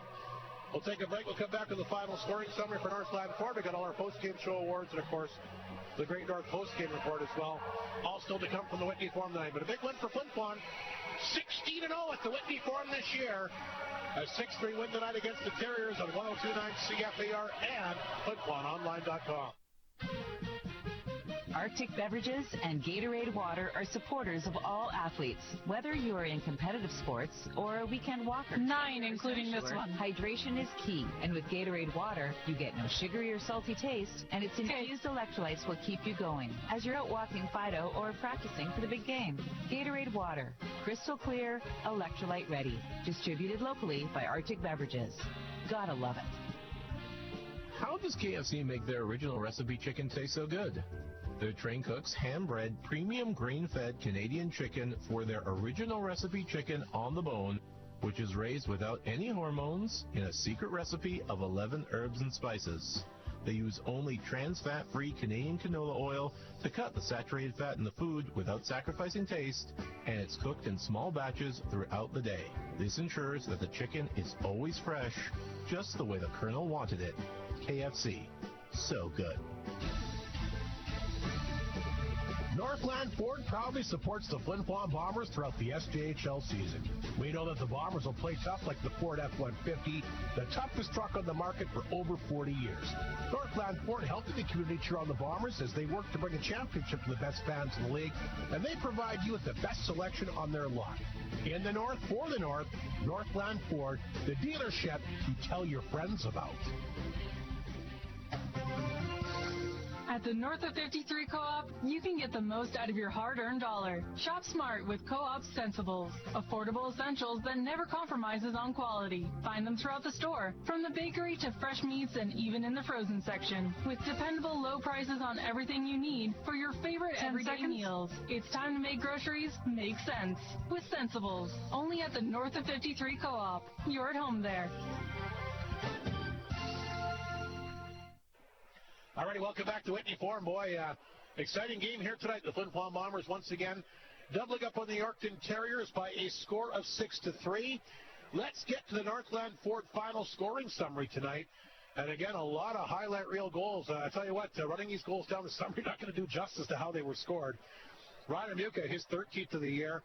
An absolute beautiful pass from Leo Seitz to start things off on the power play. Lee's got the second assist. It was 1-0 Flin Flon, the only goal in the opening period tonight. Corshane comes back, a power play marker for the Terriers, his 18th from Reese and Leonard at 5:04 of the second. Flin Flon answer that. Wyatt Stinton and a beautiful pass from Colin Miller, his 9th of the year at 10:26. Terriers, though, right off the face-off, 9 seconds later, Corshane second of the night, 19th of the year. Zawatsky assisting to make it 2-2. Flin Flon would take a 3-2 lead, and that was a big goal from Maverick Delisle, his 14th from Lees and Fashon at 12:04. The eventual game winner goes to Morozov. He gets one early in the third period. Lee's able to feed it out front there. Lee's raced down the ice, got the puck, a good hustle, fed it back out front. Morozov was there to get his 5th of the year. That stands up as the game winner. Palin will come back for Yorkton on a 4-4. His first from Lanigan at 7:20. But then a couple late goals by Flin Flon. Reed Arbery, he gets his 19th of the season. Yakimchuk the assist on that one. Then Leo Seitz gobbling up that big rebound off Caleb Craig to put home his 9th of the year from Bruce and Muka at 13:55. Shots in the third tonight were tall 6 for the Bombers, so they wound up with 30. The Terriers wound up with 24. And power plays tonight, Flin Flon finishing up 2 for 8. Yorkton 1 for 5 in their opportunities. And we're not happy, thought they got the bad end of the calls. Maybe they did. But for Flin Flon, solid victory against a very good hockey team. Sorry, it sure was. They, again, the score doesn't tell the whole story here. The Yorkton goalie played a fantastic game. Charlie Tripp had a great game for his first game. Didn't make a lot of big saves in the third, though. No, you're right. But when he had to, that breakaway save off Junica off the hop tonight might be a big save. Yeah, he and that's what Charlie is going to find here in Flin Flon, that, it was only 24 shots, like we said, which isn't a lot. But what Mike Reagan always talks about and coaches talk about, you just need the goalie to make the save when they need to, and that's exactly what Charlie Tripp did tonight. Sorry. Flin Flon picks up the 6-3 victory. We'll take another break. You got all the post-game show words ready to go? Oh, I think so. They got a little bit more of a breather coming up anyway. Tough to pick when everybody plays so well, isn't it? This year is the hardest year to pick 3 stars. I said it every game, and it's really hard, and I don't like doing it, but I will. All righty, we'll see what he comes up with here tonight. We'll take a break. Post-game show awards are next here on 102.9 CFAR and FlinFlonOnline.com.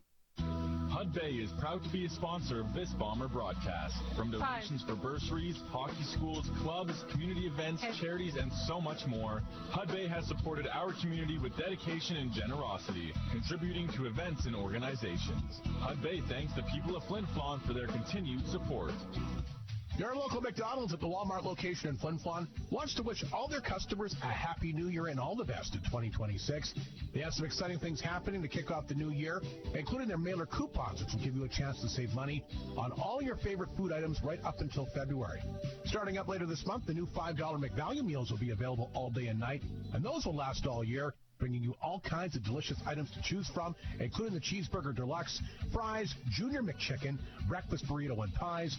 Stop by the restaurant at the Flin Flon Walmart location 8 a.m. till 9 p.m. That's Monday to Saturday, 8 a.m. to 6 p.m. on Sunday. Drive-through open 7 a.m. to midnight Monday to Thursday, 24 hours Friday, Saturday, and open till 6 on Sunday. The zero payments for 90 days event is on now at Great North GM, meaning you don't need to pay a single nickel until April. GM hasn't had a program like this in over a decade, so what better time than now to maximize savings, keep your money in your pocket, and make no payments for 90 days. Located on LaRose Avenue in La Pas, the Pay Zero Payments for 90 days event is on now because it's always a great day at Great North GM. All righty, it is the Great North post-game report.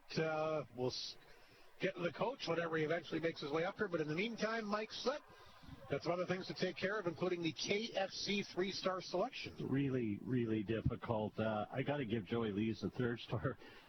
He had 3 assists. Yeah, he played a good game again. He just had a great season, Joey. I'm giving the 2nd star to Gabriel. How do I say that, Rob? Chesney? Or Corshane. I'm so sorry to him and his family. That wasn't even close. I know. I don't know. I can't read my writing. 1 goal, 1 assist, and he played a great game. As did a bunch of Yorkton Terriers. Given the 1st star to Reed Arbery with a goal and assist. He was out there working hard all night. But Warrior of the game, Ryder Muka could have been up there in the 3 stars. I give him a Warrior. Leo Seitz with a great game. Morozov had a good game. Morozov, Charlie Tritt.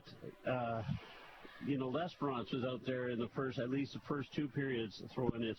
But Sawatsky on the Terrier team and Palin. There's just a list of guys that just had great games tonight, and of course, goalie Callum Craig. Tell you what, you could almost throw him in for a Warrior of the game on the other side. Absolutely, he 6 goals, but and it's only 30 shots, but he made some just unbelievable saves. So good on him. Good on the Yorkton Terriers. Glad to see them,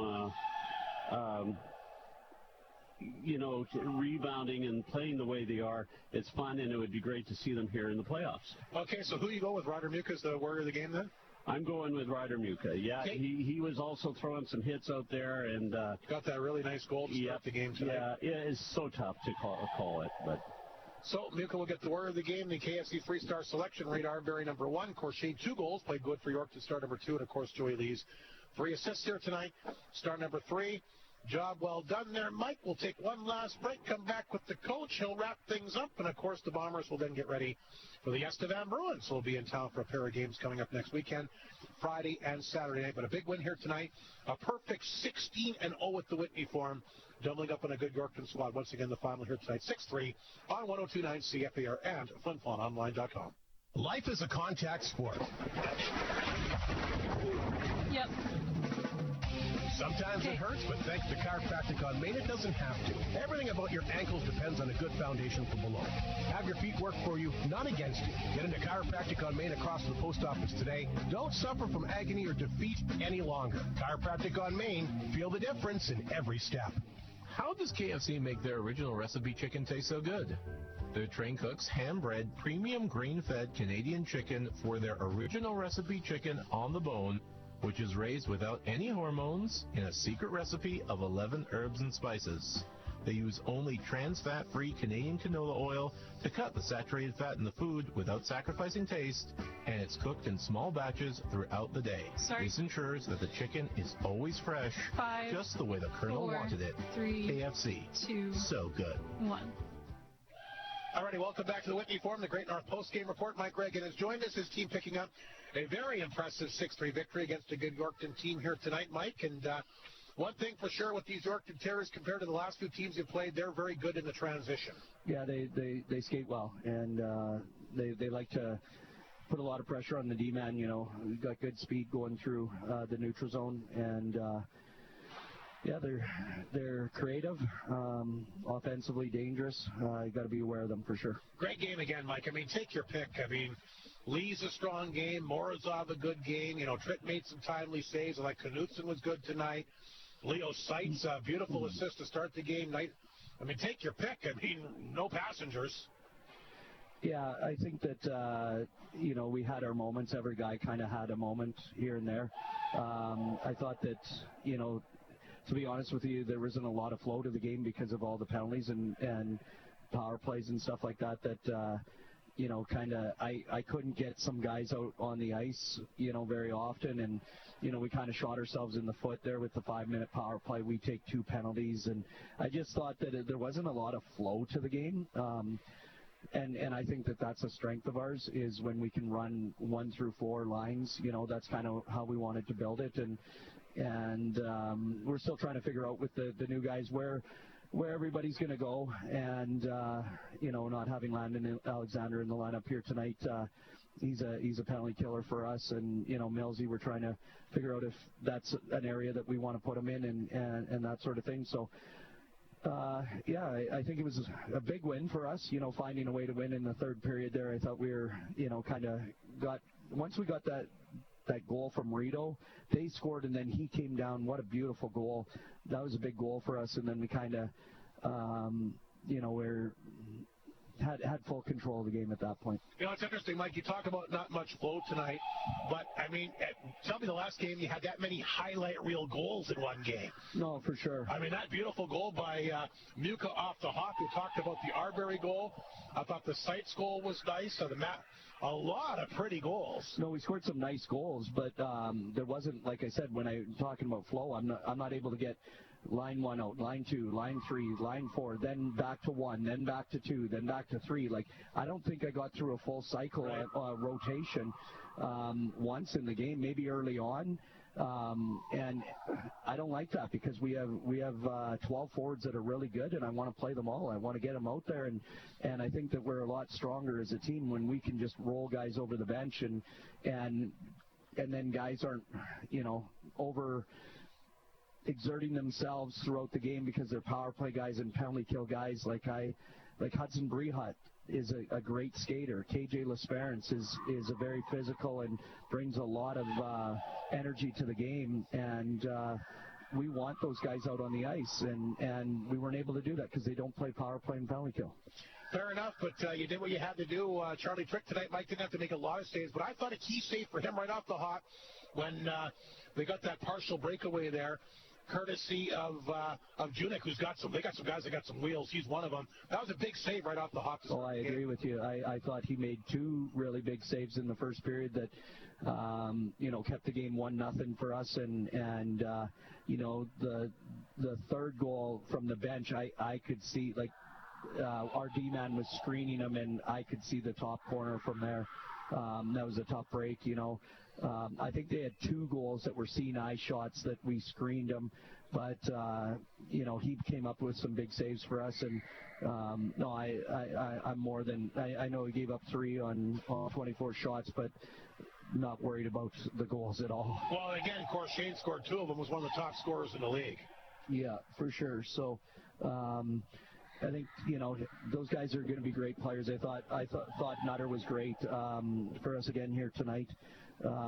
Yeah, he's just a real. He looked at home, I thought. Kind of looked real steady guy back there, and him and Xavier. It looks like they've played all year together, and that chemistry is only going to get better. Amsterdam comes to town for a pair next weekend. Mike, should be another good test. It's a pretty good hockey club again with some very good offensive players. For sure, they're built very similar to Yorkton, where they've got the one line that is extremely dangerous, and then I mean, obviously they've got some other guys as well. But if you take a look at Yorkton's team, they rely on that first line to score a bulk of their goals.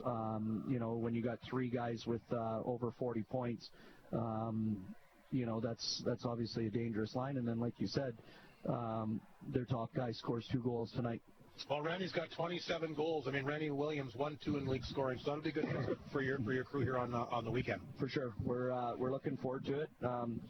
You know, it'll be nice to play back-to-back games. I think practicing all week, and this might sound crazy, but we looked a little bit rusty, like game shape rusty. Just some plays that, you know, you've got to be playing to keep that rhythm and that sync, and you know, I think that we're looking forward to getting a little bit busier. Right on, Mike. Congratulations, big win here tonight, a perfect 16-0 in the Whitney Forum. I mean, that's quite an accomplishment in its own right. Yeah, pretty impressive for sure. I mean, that's a big reason why we're where we are right now. I think that we're playing a lot better on the road. If you take a look at our last 6 or 7 games on the road, I think we're, you know, 3 or 4 games above 500. So, you know, that part of our game's getting better, but obviously we play real well in the Whitney. Is Alexander back next weekend? No, he won't be back next weekend. And the nice thing about where we're at with our depth is we don't have to force guys to get back. Right. And we're definitely not going to do that. If anybody's nicked up just a little bit, we're going to put in someone that's 100% and make sure that going into the playoffs we've got all troops on board. That's a nice thing when you have a lot of depth on a hockey team that, especially heading into playoffs, I mean, you want guys to be as fresh and as healthy as possible. Well, I think the biggest thing for us, too, is we know that we've got 25 or 26 with Mars back home. Mars is going to be back here middle of February, start skating and stuff like that. And, we got La Lumiere that's going to be back here on the 18th, 19th. Is he going to be ready to get back in the lineup, Mike, or La Lumiere, or is he still going to be a little ways away when he comes back? When he comes back, he's going to skate for a couple weeks. Again, it's another thing where if he's ready on a Friday, I'm making sure we're sitting him for another week, and we're not, we're going to make sure that everybody's 100% before they get back in the lineup. Makes sense, Mike. Congratulations. Big victory here again tonight. Thanks very much, Hardy. Bombers double up on the Terriers by a score of 6-3. We'll bring Mike Slip in. We'll run down some scores and wrap things up here from the Whitney Forum tonight. Like we said, a lot of surprises in the SJHL tonight. Some teams doing the Bombers favors, some teams that, of course, directly behind them in the standings. Humboldt, again, have now leapfrogged Melville for the final playoff spot. It's a big win for the Broncos. They blanked Melville tonight 3-0. Melford might not be out of playoff contention yet, Mike. They just might grab that 8th spot, and if they get in the playoffs, we know how dangerous they can be. Big win in Weyburn. They won in Estevan last night. They won in Weyburn tonight. Would you be surprised with the coach, the way that team is coached? Well, I mean, I was in Melford, when we kicked off the new year, and he told me, he said, I never throw in the towel. And he said, if I can get in there, and he had a little bit of that twinkle in his eye. Yeah. I think maybe he knew something I didn't know, but a big win for the Mustangs. The Blevy twinkle. Larange, big win. Boy, they surprised Kinnersley. Kinnersley had him down 3-1 in the third, but the Wolves able to come back with that big 4-3 victory. And like I said, the former Humboldt Bronco, Ingalls, scored with 31 seconds left. Boy, that must have been exciting for the Ice Wolves to pick up their first win of 2026. And Warman, a big victory as well. Yeah. Battleford didn't look like anybody was going to be able to beat them, but they cooled them off. Came close last night, but beat them in overtime tonight by a score of 6-5. MJHL finals here tonight as well. Mi'kmaq over the Blizzards 7-4. Verdun blanked the Blues 4-0. Winkler a 5-2 victory against Dauphin. Selkirk all over Portage 7-0, and Wayway slipped past the Winnipeg Monarchs by a score of 4-3. Again, congratulations to the senior Hapnut Kings and Queens basketball teams, hosting, of course, that big basketball tournament in town this weekend. Queens, a 37, great game against Swan River today. I actually went and watched it. Very entertaining. Queens won by a bucket, 37-35. I think they scored the winning bucket with just over a minute remaining in the game. And the Hapnut Kings, a little bit more comfortable, as they took it to Norway House, 91-37 in the final. That was tight in the first half, too, but congratulations to both those squads. And, of course, good luck to both the Peds, Threads Bombers, the Northland Ford Bombers, the Munn Cup and Thompson, both into the playoff rounds tomorrow. And any closing comments? Just a great game, and I wonder. I just read on Facebook that the Larange Ice Wolves have. I think they probably had to with some moves they've made, change their leadership group. So maybe that had something to do with it. Just a fresh look, and I'm glad to see Larange win that game and Warman, and again, just happy to see Yorkton being very, very, very competitive and scary for the rest of the league. Interesting game in Larange tomorrow with Yorkton going there, the third game in as many days. It'll be an early game tomorrow. The Wolves a little bit of confidence now. Should be a good hockey game tomorrow afternoon. Yeah, absolutely. And I don't know, do they go up there tonight, or do they stay here tonight and go up tomorrow? I'm thinking with the roads and stuff, they're going to wait until tomorrow. I was going to say, I'm glad to see, I was worried that there'd be a lot of cancellations in the MJHL, especially down south. That those folks have dealt with some really crazy weather, as we have, but nothing like they've had down there. So everybody stay safe. That's right. If you're out on the roads, please drive with extreme care and caution. Anyway, Mike, thank you very much tonight. Of course, you and Raphael will be on Flow TV next Friday, and you and I will be back in the booth for our next game on radio against the Estevan Bruins. Looking forward to that one exactly 1 week from tonight. So that's going to do it for our game here tonight. A big thanks to Mike Reagan and Emery Olofsson for their comments before and after the game, as well as to Reed Arbery for joining us in the first intermission, the sensational D-man Thomas Reese from Yorkton, our second intermission guest, and, of course, Ray, our operator-in-chief, back at CFER Control. And, of course, our folks manning the Matt Morrison, of course, manning the equipment here for Flow TV. A big thanks to him as well. Great volunteer for the team and does a great job, of course, manning the controls down in the other booth here across the way at the Whitney Forum. So, again, the final score, the Flin Flon Bombers doubling up the Yorkton Terriers by a score of 6-3. Flin Flon will take 3 of the 4 in the head-to-head matchups, and like we said, pick up their 16th straight victory at the Whitney Forum. We'll get a good test, though, with Estevan in town. The top 2 scorers in the SJHL, Evan Rennie, and, of course, Rylan Williams, who's got roots in Flin Flon. His mom is from Flin Flon. His grandparents are from Flin Flon, and I know I chatted with him a couple weeks ago. He's had this weekend marked on his calendar for a long while. Yeah. It'll be a very exciting matchup. Flin Flon and Estevan Friday, Saturday. Looking forward to it. Looking forward. I'm going to miss you. You think anybody's going to watch Raphael and I? I'm sure. They're going to be tuned into you. There'll be all kinds of Estevan fans. I know. I want to see that. I look forward to it. It's fun working with Raph, too. Awesome. So thanks you, Mike. Thanks to everybody for making the broadcast happen. Enjoy the rest of your weekend. And like we said, please drive safe. 1029 CFAR thanks you for being a part of